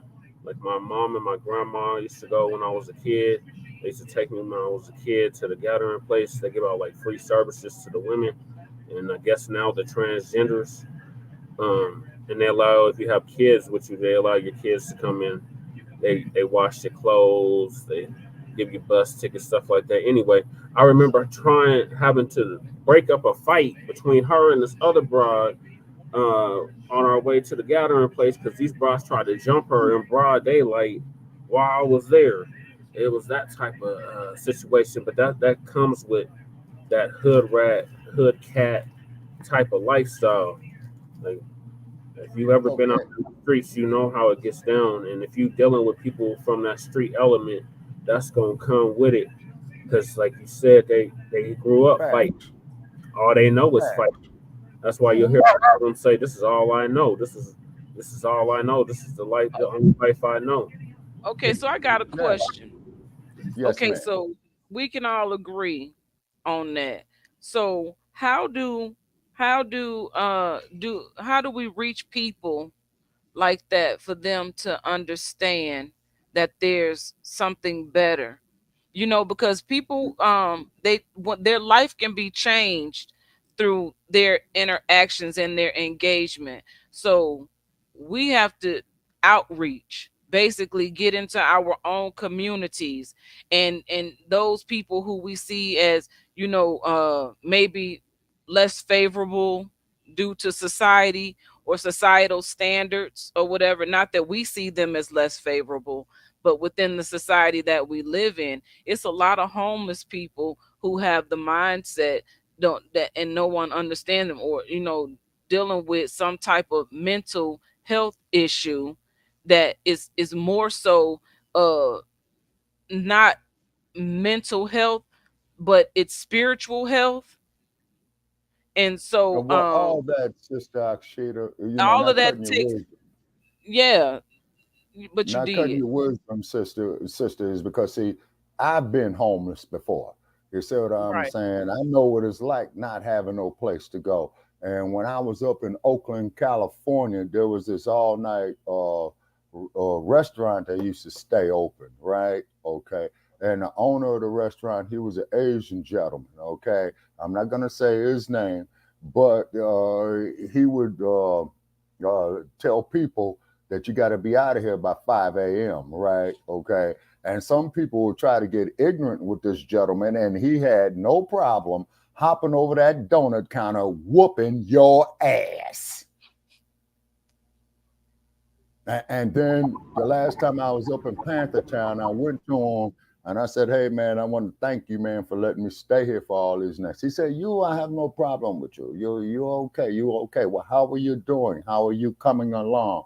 And the man showed genuine concern. You see what I'm saying? So I told him, "Hey, man, I will never forget you, man. And anytime I'm back in Oakland, man, I'm always stopping here to get my donuts and coffee." You see what I mean? Shabaka, Now, that it has to be one of the most beautiful stories I have ever heard you tell. You should oh yeah, reach no, it's fact. you should reach in and dig out more stories like that. And Okay, when now you here's one dig for you, out more Akita. stories like I that, had to tell you that's this. when I had to tell you that's this one. yeah, that's when you dealing with your heart, because that meant something.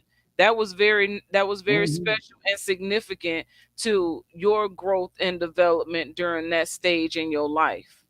And that was somebody Oh who yeah, didn't even look like you, Shabaka. I just want to sit here right. for a minute. That person did not look like you, but you were able to see Hmm. the heart in that person that saw the heart in you, Hmm. to tell you that you were never a problem for them. And you thank that person for allowing you to stay somewhere. As long as you were out, by Hmm. the time that they said for you to be gone, you had a place to rest your head, while you had no place to Hmm. rest your head. And this person doesn't look like Exactly. you. This person didn't look like you. No, no, he didn't. He didn't And he judge said, you. "Hey, I He never didn't had judge no." you. He didn't judge you because of that and tell you, no, no, you can't stay here. He didn't say that. Hmm. Hmm. So that you got to, And like I said, those are things to consider when you talking oh about, yeah. how we move forward from here. Yeah,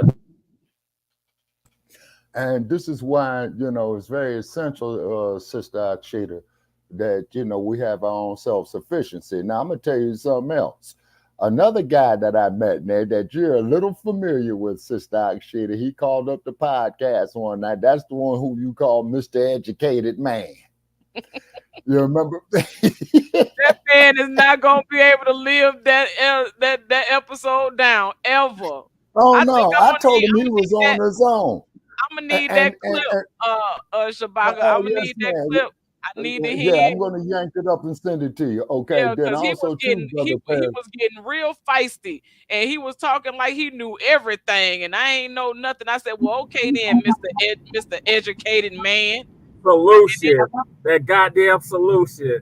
Salute. No, it wasn't No, that solution. wasn't solution, Okay, because I done spoke to it solution wasn't before. solution. Okay, but Brother Paris, you was on that same podcast and you said, "Sambo Rambo Negro man, what is your malfunction?" That's the old boy from Montana. What was his name? Shabaka Cody. No, he's not from Montana. He's from Panther Town. Oh, three piece. Exactly, and that's the one Sister Akshita read him the riot act, Yeah. told him nothing but facts. You see what I'm saying? And then he's gonna sit up there and say, "Well, How's all these black women gonna call themselves queen? I said, look, man, check this out. When it comes to the black woman, homie, she is God. Now, when I look at these Taylor Swift, 6 o'clock Barbie doll bimbos going up here getting ass injections, implants, making. Yes, so ma'am. I'm trying to figure out. So you be taking it there. You always take you take the always from there. and then you just you What? jogging and you take off on a full sprint. Oh, I do. Before Yeah, and everybody got to catch up to you. Yeah. Before we all pass out, Oh. I want to get back to the boule.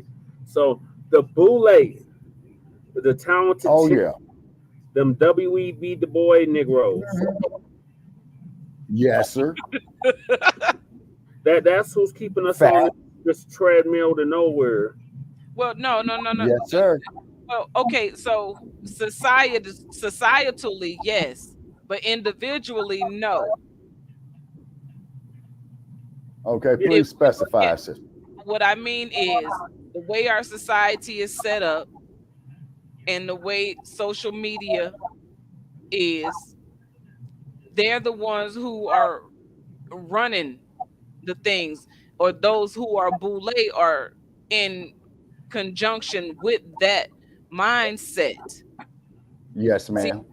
we get confused because of the tone of our skin and They- where we come from, because we could have grew up right next door to each other and not think the same. And so, gone to the same schools, the separation, the ones who, the schools and the way things broke down, especially in the South. I think it's worse in the South. Oh yeah, big time. Oh yeah. Okay, now to prove your point once again, Sister Akshita, okay, there was this white woman who's educated by the name of Jane Elliott, who Yes. did an experiment in 1968 about the brown-eyed children versus the blue-eyed children. Then she took it to the next level and had black children right there of saying which one is the good baby and which one is the bad baby. And so the good baby was always white. The bad baby was always black or of African descent or melanated. And keep in mind, y'all, not disrespecting your wisdom. When I use the term black, I use it as common term, just from the generation that I'm from, because me and Paris had to talk about that there too. So what it is when they had our children in these public indoctrination centers, the self-hate is taught into them in elementary school. Then they go to junior high school. What happens in junior high school? Now the gangs are starting to step to them. You see what I mean? That always happens in junior high school. Now they're glorifying going to prison. Elementary school for me. But yeah, you're right. Okay, well, in my generation, Brother Parrish, it was junior high school, so now they went to elementary school. And then if you ever saw that movie called Boys in the Hood with Lawrence Fishburne, you know what I'm saying? Okay, and Young Man was in there is because I think, what was Lawrence Fishburne's son's name in the movie? Because Angela Bassett was his mama, which was her first. Yeah, Trey. So Trey gets up there and says is that, we all from Africa, this, that, there, the other. So Lil Thug says, oh, man, I ain't from Africa, man. I'm from We just talked about this. Uh-huh. Yeah, you see what I'm saying? So already. I get my brother to shoot you in the face. Huh? I get my brother to shoot you in the face. I get my daddy. All that kind of crap. All that kind of crap. My daddy. At least I got one. Yeah. So So now what you got to do now, just off the instinct of survival, now you got to arm yourself. Blades, guns, shurikens. Okay, does anybody know what a shuriken is? They're illegal as hell in California. The throwing stars, yeah.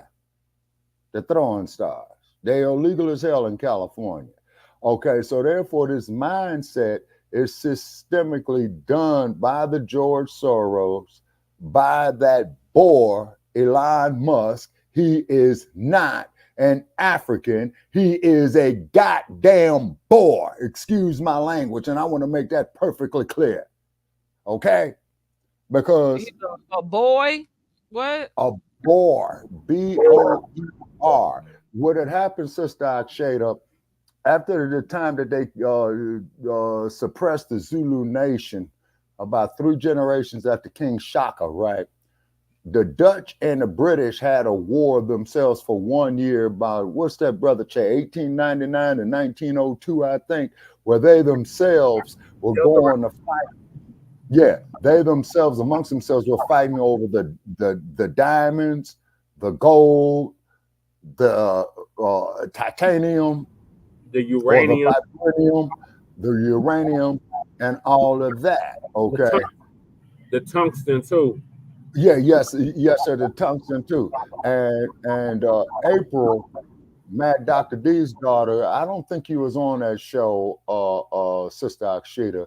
She had went to Azania. Okay.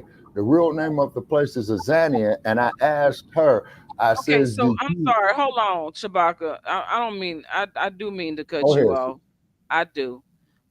Because you told this What? story before. I And did. so every episode, Oh, Shabaka. then senility must be setting in on me, sister. It's time for the memoir, Shabaka. We got to get It's you time right. for the who?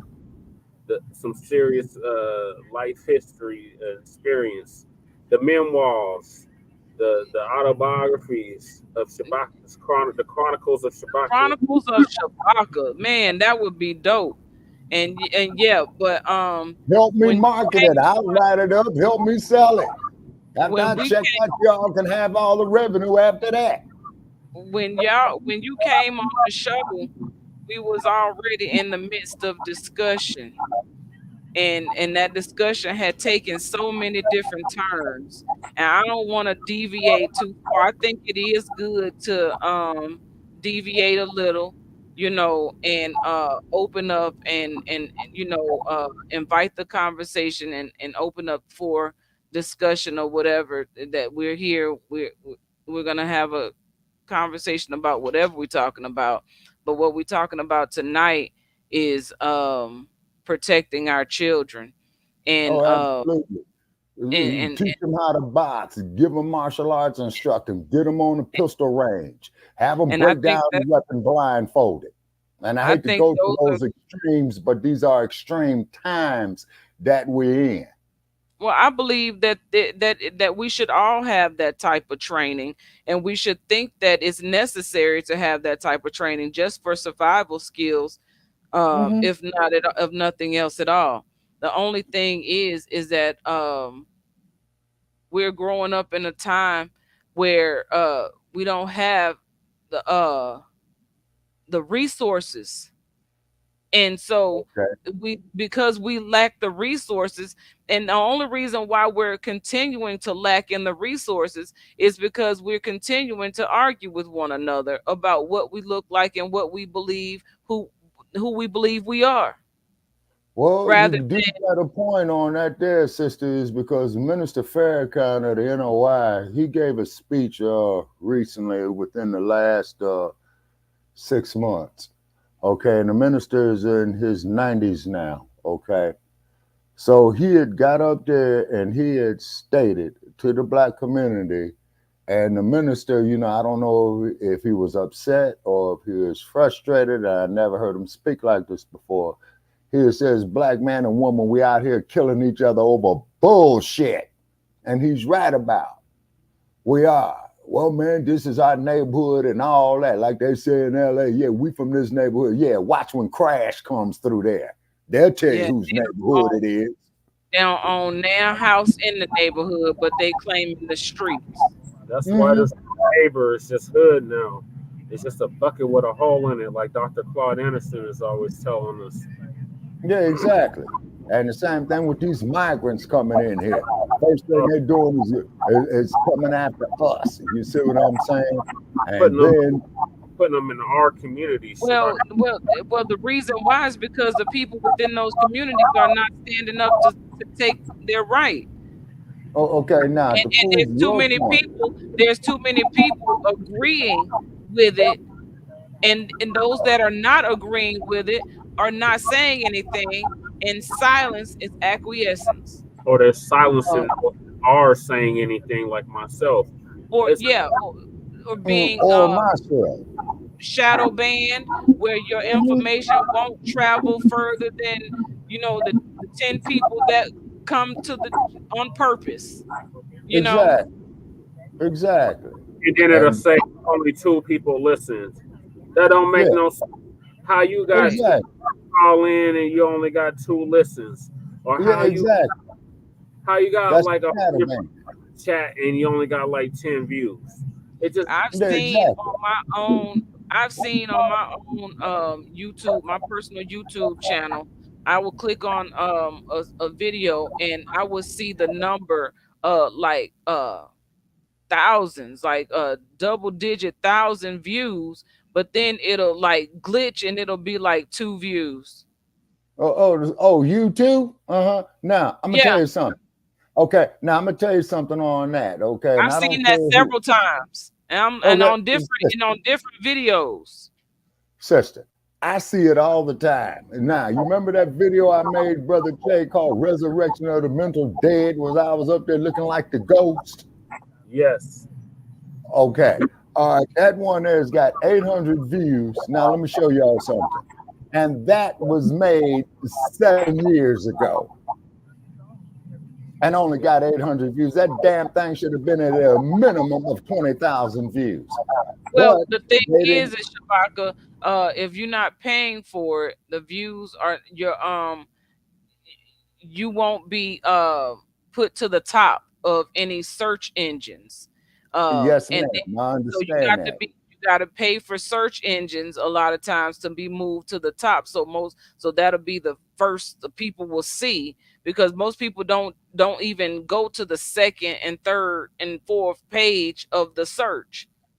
They only Exactly. stay on that first page. It's that most people don't even know there's multiple pages, over Uh-huh.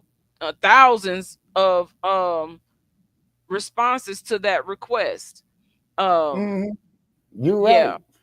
And then on top of it as well, too, see, I got a YouTube channel when YouTube first came out Shabaka, about 2000. they tried Huh? to take my channel down today. Shabaka, my channel of 12 years.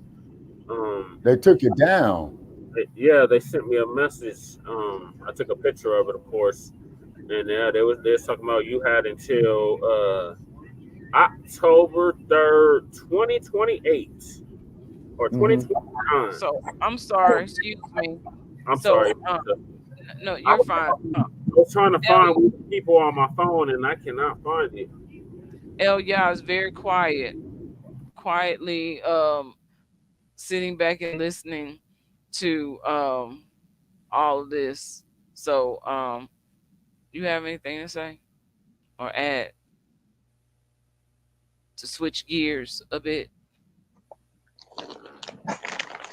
No, ma'am, I didn't get the email from Cosmic Minds, so I'm looking for that. Other than that, no, ma'am. I mean, outside of us setting an appointment to meet during the week, I don't know what else to say or what we should be doing. Outside of people saying, I'm running this department, I don't know what we say. And then when people want to talk about finances and economics, the only thing I'm gonna tell y'all is we got that handled. Okay. But if you're not working, there's no sense in you talking to me about finances. If you're not working for us, Right, Mm-hmm. right. Okay. there's no reason for me to explain anything. Mm-hmm. But Okay. in simple terms, if you know anything about the world, we all have like bonds. And so everybody gets a bond. Your bond Mm-hmm. has a value. All you have to do is show and prove on what you're doing. Now, how soon will that turn around? Mm-hmm. Mm-hmm. Mm-hmm. How many of us are going to stand up and speak for the bonds, one, and talk like I got bonds, Two, when the documents go in, how many names are we putting down on the documents? Because right now I got 8 names. We're making over 6 million every week for the government. Then we get a percentage. We got 60,000 to put in housing, another something to put over here, over there, over there. But we need more. We need more. So Brother Jesse coming on saying he'll be the governor of that area. Then with him as governor in that area, I add him in the bucket. That's 8,999. He making the government every week. He gonna get 20%. And then there's other things inside of what the government has, but he gonna get 20% of that 8,999 every week. Now he has to build a staff to work that province. Right. He has to learn everything about being a governor. So he Googled what does it take to be a governor, and he starts learning all that stuff. Then he starts acting in that capacity for us. Acting. He starts being in that capacity for us. Thank you. Right, I'm already okay. Now, to prove your point, right there, yeah. Okay, Sister Akshita was about to say something, and they threw a monkey wrench on the works. They stopped the sister from speaking. You see what I mean about this bullshit? You see what I'm saying? What? Yeah, you was in the process of saying something. You was getting ready to comment, Sister Akshita, and they froze your screen up. Oh. Now, I checked out this StreamYard right here, right? So I send StreamYard an email, and guess what these little rascals gonna tell me? I say little rascals to keep from cussing, right? Yeah, thank you. You did good that time. Good job. Okay. I was proud of you. I was quietly proud of you, Shabaka. Go ahead. Okay. Well, Sister Akshita, let me explain something to you about me. I spoke with corporate executives, college professors.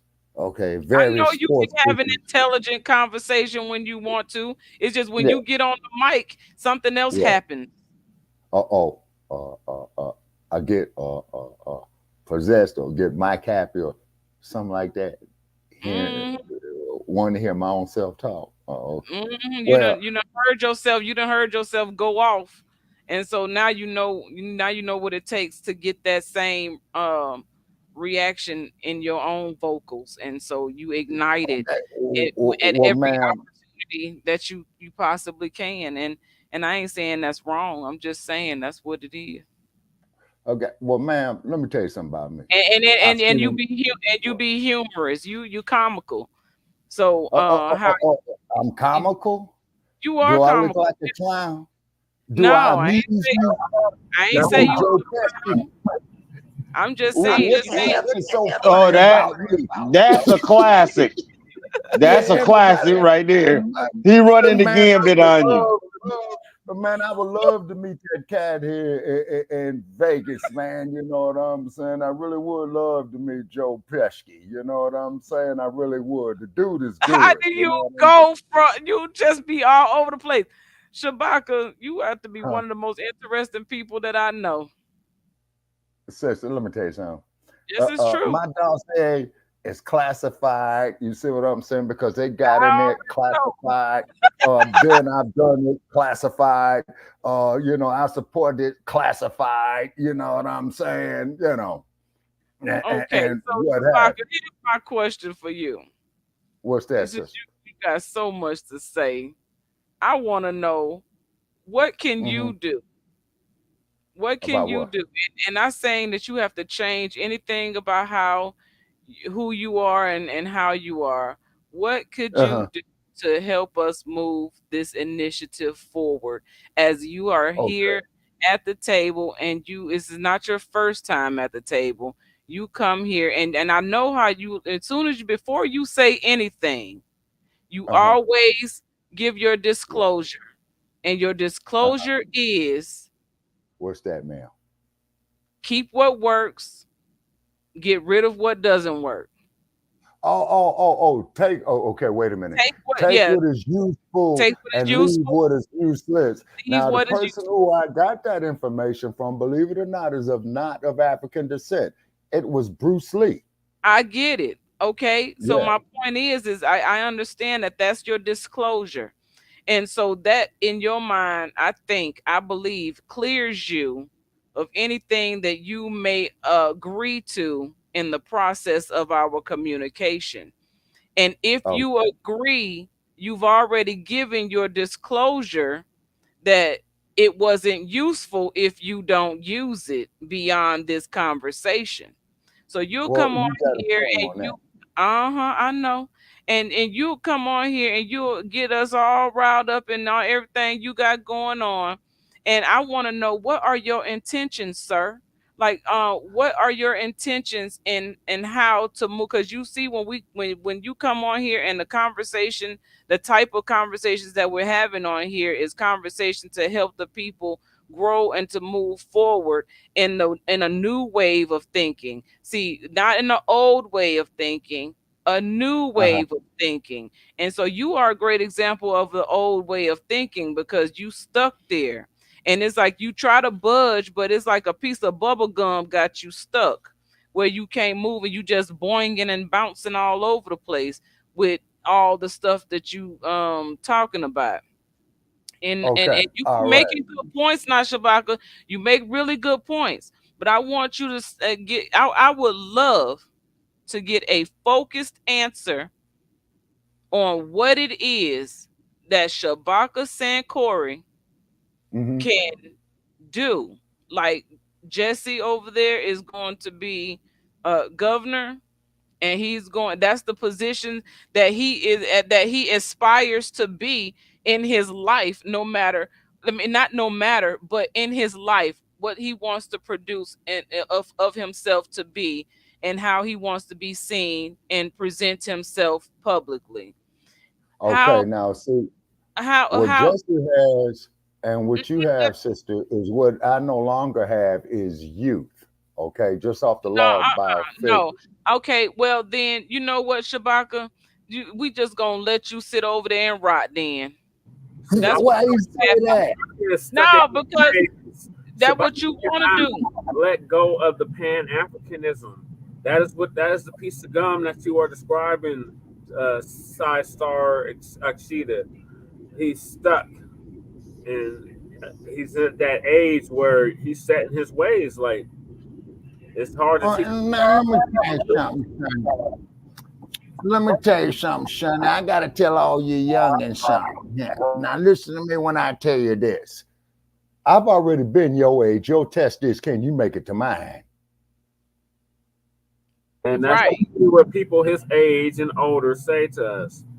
But Yeah, right. okay. Shabbat is Okay, because that's now on. putting on nonsense and BS aside now, getting serious right here now, is that this is why I relate, to what I've lived through. So you all will say, okay, well, Shabaka came up in this era here where there was a lot of mistakes here that were made, which they were. Okay, so please do not repeat the same mistakes. Now, the dump, as in human shit. And I want to make that perfectly clear, by the way.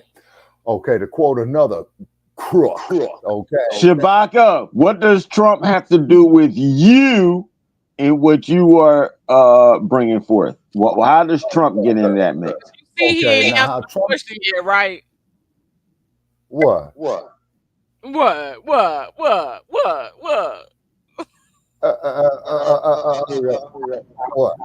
I'm trying to bring him back to the question and get him to answer the question without bringing other people and situations in it. Okay, but what it is though, black family, all we got is each other. That's all we got. Now, getting serious now, we are all we got, and we are a great people of where we come from. Why do you think these bimbos want to go down there to Okay, Frederick to so Hollywood to get at? first of all, he's not addressing us. Who? You. How am I not addressing you all? You said Amen. black family, so you already know what it is when it comes to the term of black and all of that. So you can't be talking to us, and we'll be No, crazy. Sister Sheila. That's why I say. We'll be That's crazy why to I say sit here that. That's what but I see say. Common sense. that's how easy things move forward without it's like what do you call that? When you agree to when you some you are Silence is acquiescence. no, not that. It's You when echoing. when we agree to one thing, but then it's an ulterior motive that you are pulled into because of that initial agreement. It's added on or implied agreement Oh to boy. Okay. Now to a let me. situation you won't even know about. I know what you're saying, but I need a I got to minute to get back think about to that. you on yeah, actually, because it's been 40 years since I was in class. Okay. But Okay. When you make intend to take from class hey, though? man, Because you come to huh? class all the time. If you call in this class, you come here all the time. And every time you giving a test, you have no evidence that you have studied. Oh, yes, ma'am, I do. Here's something that I studied right here. When it comes to a contract, you got four elements of a contract: consideration, mutuality of obligation, So what about the something of value, and contract? consent. What about the Huh? contract of moving forward and why you even come into these conversations with us? Okay, what's the contract, and why do I come into y'all's conversation? Because I'm interested in what y'all got to say. Because No, your you're generation. interested in what you have to say. No, actually, a lot of times I will sit here and I will be all the way quiet. Jesse will tell you that. You know And what I'm saying? as soon as you get a moment and to speak, you don't say anything that got anything to What? do with what we was talking about.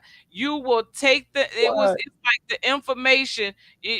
I always say this, and I have to say it this What? way. It's like a cupcake What? with shit on it. Oh, sister. Yeah. A cupcake with shit on it. Now that's disgusting. Because who wants to eat that?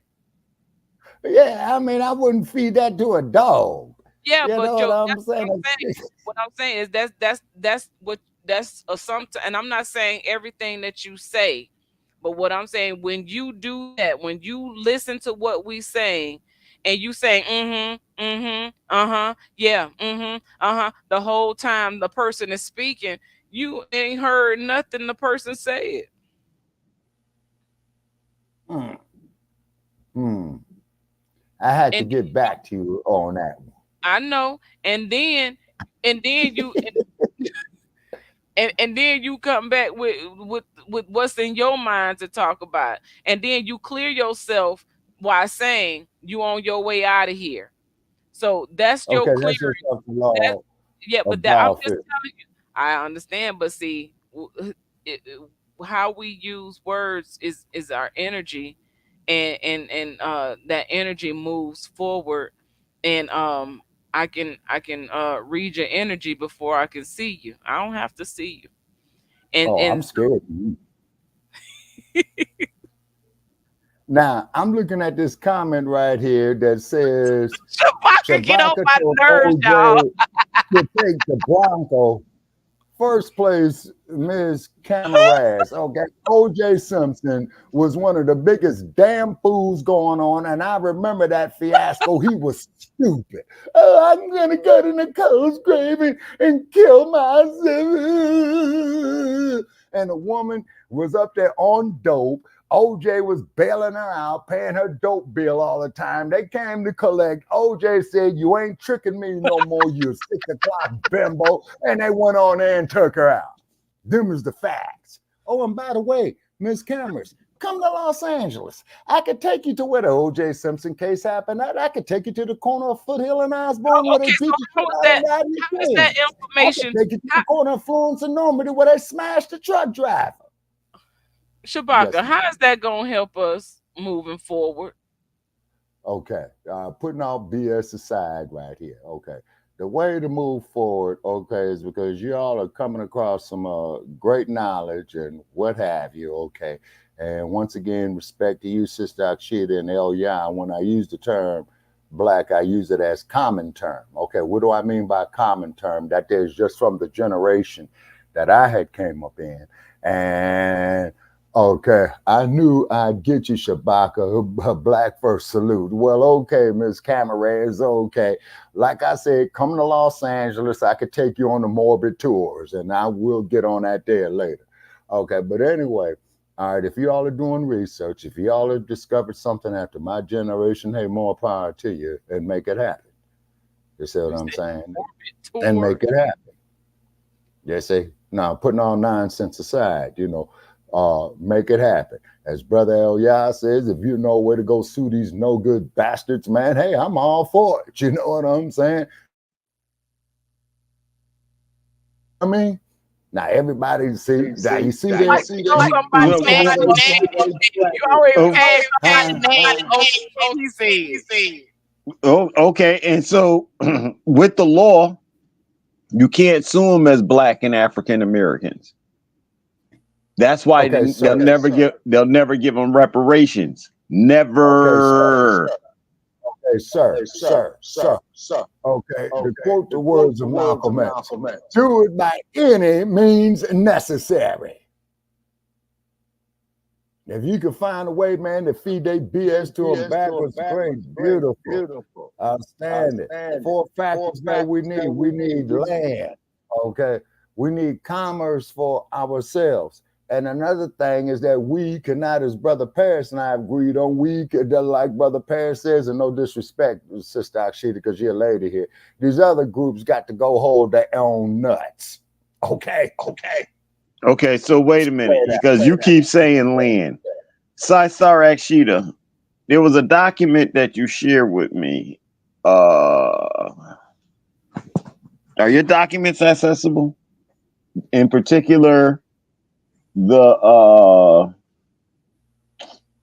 passage to the rites of passage, and there's a particular law briefing that is stated in there. Because people keep saying things to me about land and money, and I'm trying to tell you all we straight. What we don't have is organization, facilitation. We have no structure. We're standing on our land. So we need the organization and the structure more than we need the money. But as Star Akshita pulls that document up, she will read something in there to you about how did I get that document? You shared it to me. No, ma'am. Hey, I gotta go sit at a lunch corner and beg for a cup of coffee because I can see we're gonna have us a long night, and I'm gonna be away. Okay. I'm about to pull this document up. Oh yeah. Go for it, brother. And I'm gonna.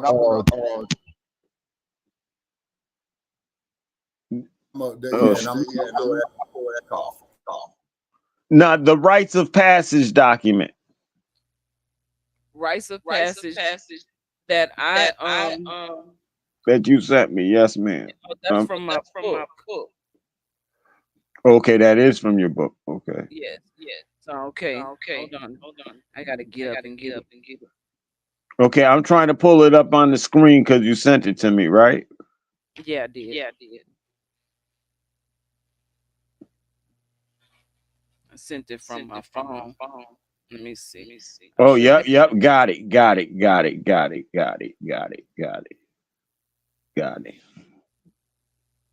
So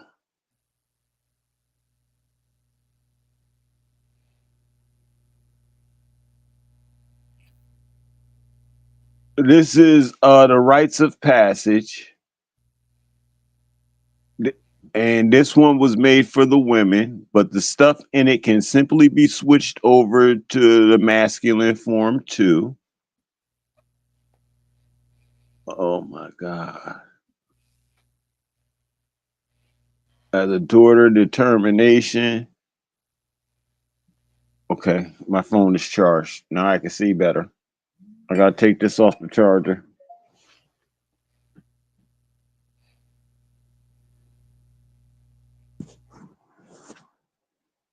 I don't want to have to read the whole thing. In here, here we go. Here we go. Here we go. Class action 567. The installation of the people's government by establishing the mothers. That is a focus that we should all be focused on right there. That class action 567, establishment of ourselves by our mothers. Class I meant to say 567. I meant to say that before. I meant to bring that to light before when you first showed that to me. That is something that needs to be looked at and adopted automatically off the bat because of that class action and the way that it works. Now, do you know any more about that class action?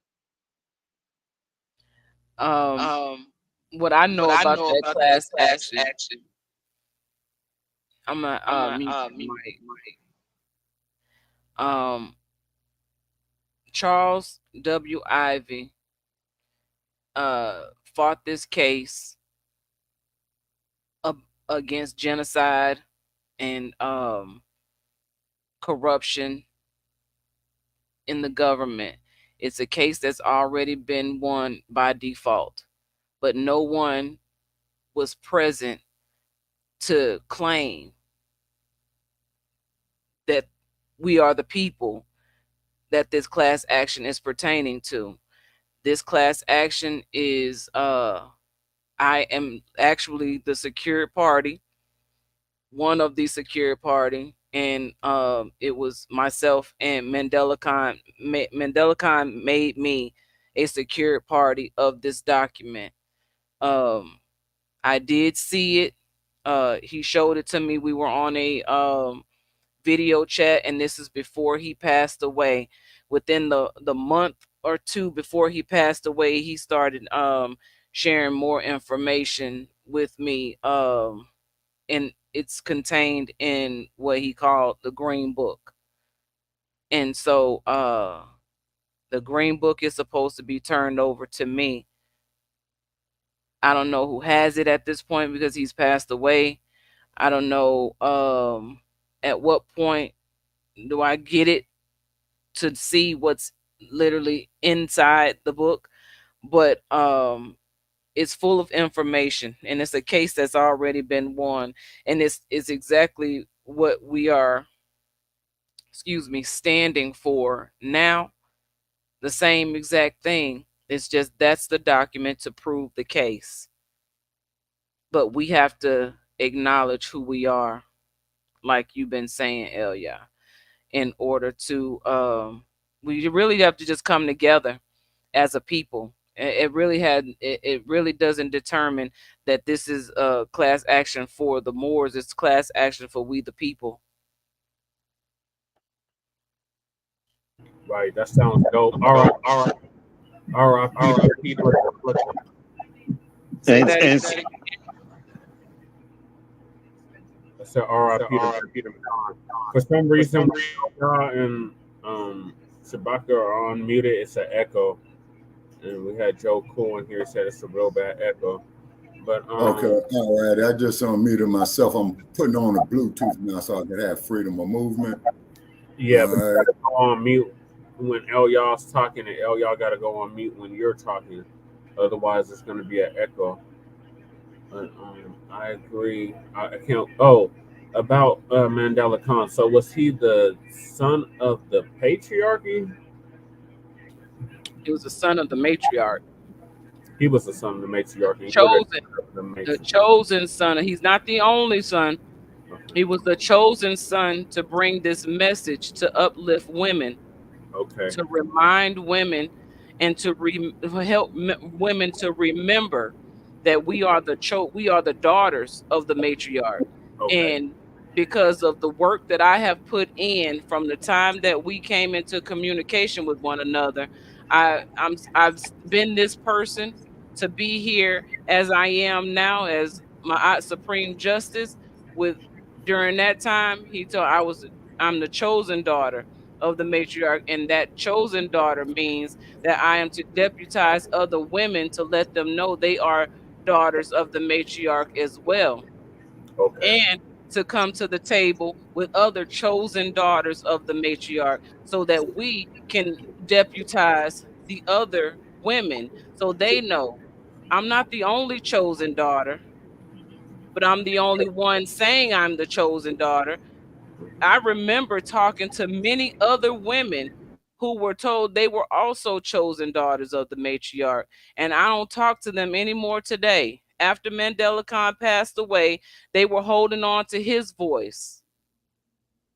And so that's just like any other movement. When the person that ignited everyone into this movement passes on, people disperse.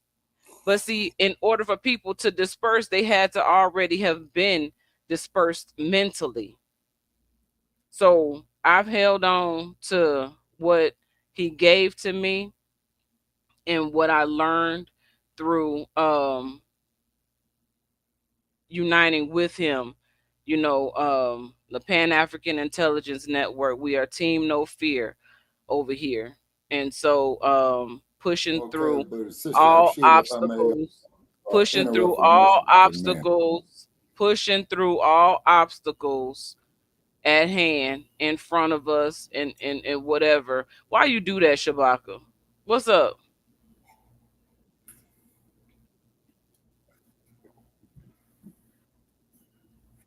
Yeah, Shabaka. Okay, to give you more fodder. Yes, ma'am. To give you more fodder of what you're talking about, this is why we did a few episodes on Her Majesty Queen Hatshepsut, who commanded her own troops in the field.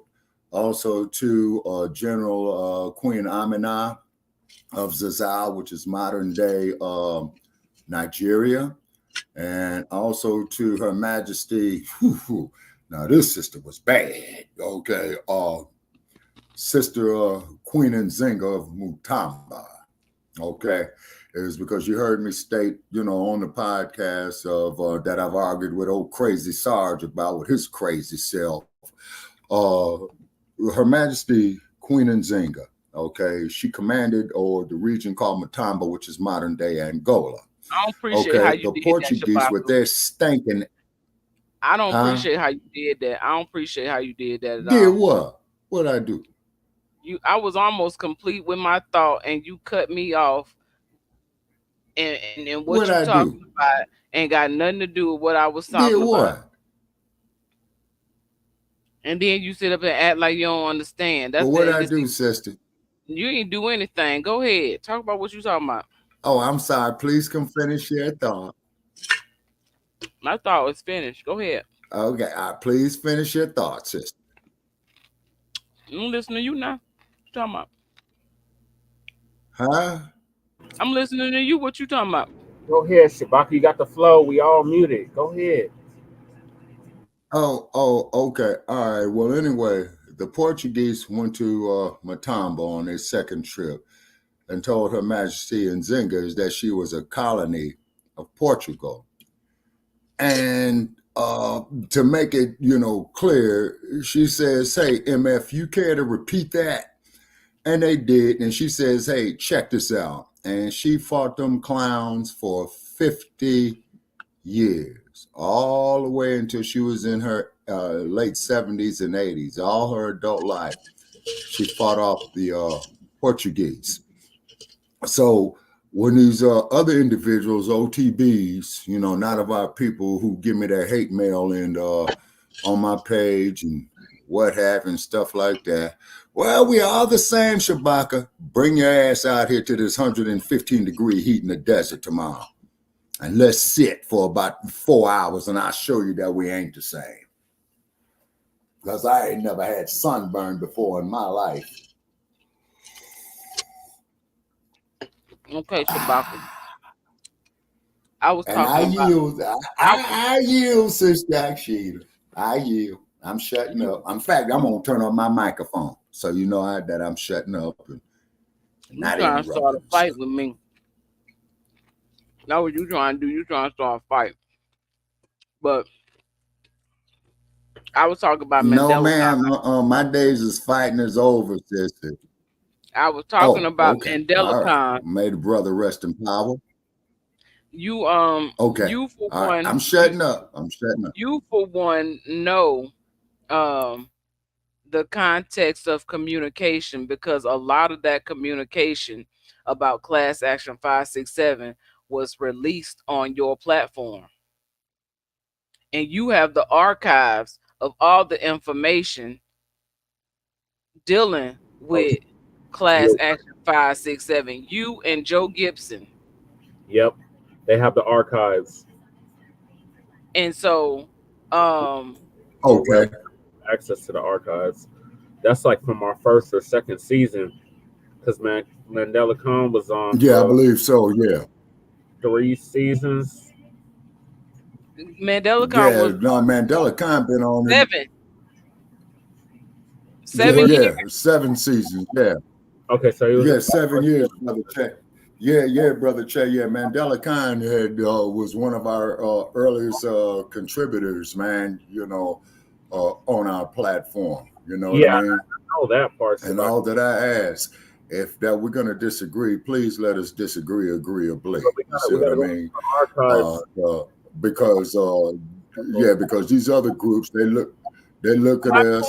They laugh at us. They put all kind of hateful crap inside my chat box. You know what I mean? And I tell them, go sit out in the sun.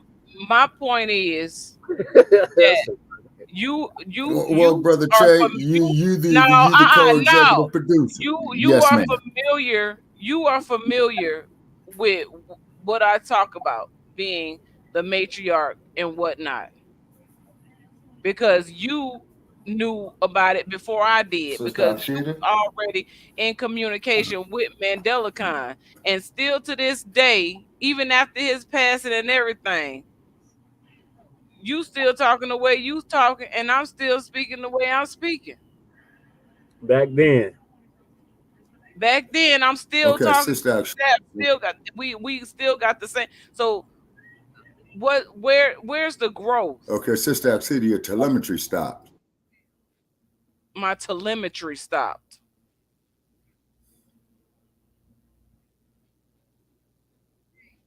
You fucking with me?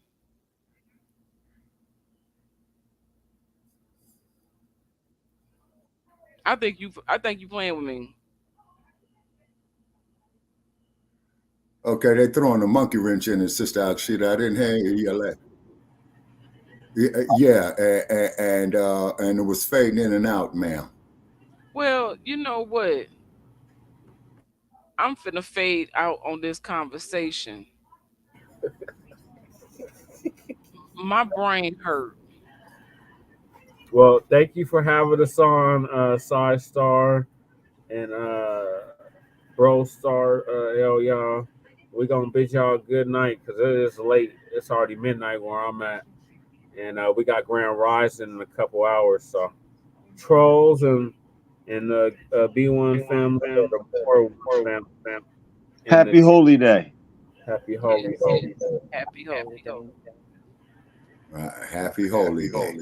Okay. Ooh, you a mess. Sometimes you don't even you don't even have to say anything. Stand your ground. Okay, but wait a minute. Okay, I got something to say. Also, too. Okay, we are paying tribute to Muhammad Ali in the very, very near future of when he regained heavyweight crown 50 years ago in Kinshasa. This is no disrespect to Muhammad Ali. I agree with you, Jesse. Thank y'all for coming on. It has been a wonderful night and evening, and I'm gonna try to log if you call in the morning, because I want to get in on your show too. And it's been a while. I appreciate it. So we're gonna end this segment of the show at this point, and we appreciate you coming on. Thank you, Brother Jesse, for coming on and showing your light and adding to the conversation. And Shabaka, thank you for coming on and being Shabaka. We would not expect anything different than for you to be Shabaka. And we love you for that now. We love you for that. So, like I say, sister, is that I try to pass on the knowledge or the events that I live. No, you ain't gonna get out of here like that. Say good night and close your mic. All right. Yes, ma'am. Yes, sir. Thank you, Shabaka. It's all love and respect. Thank you, Brother Jesse. Thank you, Shabaka. Thank you for everybody who tuned in. Wild people, man. Wild people. Peace and love. All right. Look at Shabaka. I'm gonna remove you. Good night, Shabaka. Wait, he's hanging around for the music. Oh, we gonna go? The music. Huh? Oh, you just want to... I didn't understand. You just want to end that segment. Okay. That's it, because we got to close out from where we started. Okay, yes, ma'am. Okay, very good. So, all right, let's close out anyways. We'll close out with Shabaka here. It ain't no thing. Yeah. Okay, ladies and gentlemen, check us out on Shabaka's Black Experience in Hand. Tomorrow morning, okay, for Grand Rising with Shabaka and the Cave. Also, too, that we got a major scholar who's going to be coming on Shabaka's Black Experience Enhanced in the next couple of weeks. We're in the process of doing that. And also, too, before October is over with, we're going to be paying respect to Ali versus Foreman with the Rumble in the Jungle. And I will be quoting events leading up to that as I remember them. So I got to start writing them down now before the senility really starts getting in. So I won't forget. Okay. So I see y'all tomorrow morning on Grand Rising with Shabaka in the Cave. We're coming on at 8 a.m. here in the Pacific. 9 a.m. in the mountains. Okay. 9 a.m. in the central. And 11 a.m. for in the east, and hopefully we'll get a lot of people in the east calling in and give us some updates of what's happening with the damage from the hurricanes. Now, the hurricanes take the exact same passages that the slave ships did. And that's why they are called hurricanes, because it is the wrath, Sister Achita, of the matriarch. They upset. The matriarch is moving in love. And of course, Sister Achita. I understand what you're saying and where you're trying to go with it. But I don't want. I see. I don't like how you just like to attach things to the end of something that doesn't belong with, and so what? What, Shabaka? Oh, so yeah, you funny, and you know funny what? How? Do I look like a clown? Do I amuse you? You do. Yes, you do. I do get good. So, I get good. What's so funny I get good belly chuckles when it comes to you, Shabaka. I don't know if you know he doing movie scenes, but right now you got to shoot him in the foot. I already done that, man. You got to shoot him in the foot right now. I'm telling you, you got to close out this scene by shooting him in the foot. Boy. It ain't easy being me, you know what I'm saying? What's the matter? You can't take a joke? What's the matter? You can't take a joke? A joke? Do I look like a joke to you? Am I funny? Do I amuse you? such and such is so funny about me. This has got to be a skill and an art. And so, what's that? Your behaviors, your actions. It's got to be a skill. And in a use for where you can just be you.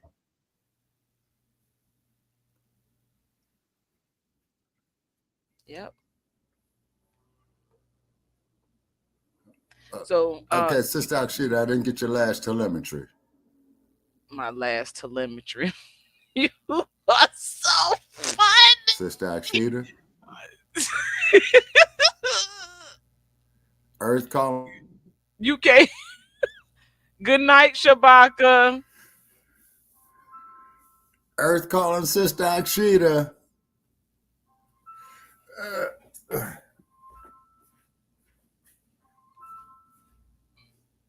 Okay, so look. I don't know what's going on. I can't even mute his mic. Oh, and that's his phone going off again. Okay, sister, if you could hear me, y'all have a nice night. What? You too, God, man. Okay, have a nice night, Shabaka. Good night. All right. Okay.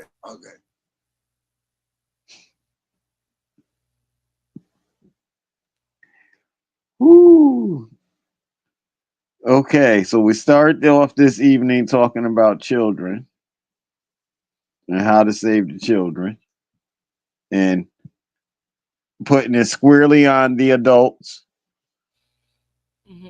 and your involvement and lack of involvement within your children's lives and certain things that go on and around your children's lives that make up this horrible situation that we're all looking at. So that was the essence of tonight.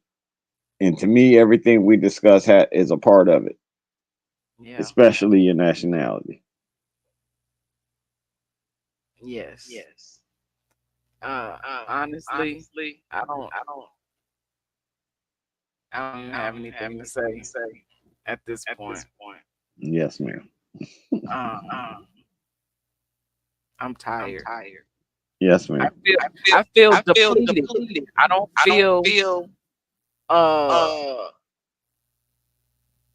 groggy, generated, energized. I feel depleted. I feel like I have been drained. You feel drained? Yeah, energy drained. Yes, ma'am. Some people are energy leeches and they come to snatch the energy. That's what their presence is for. And so,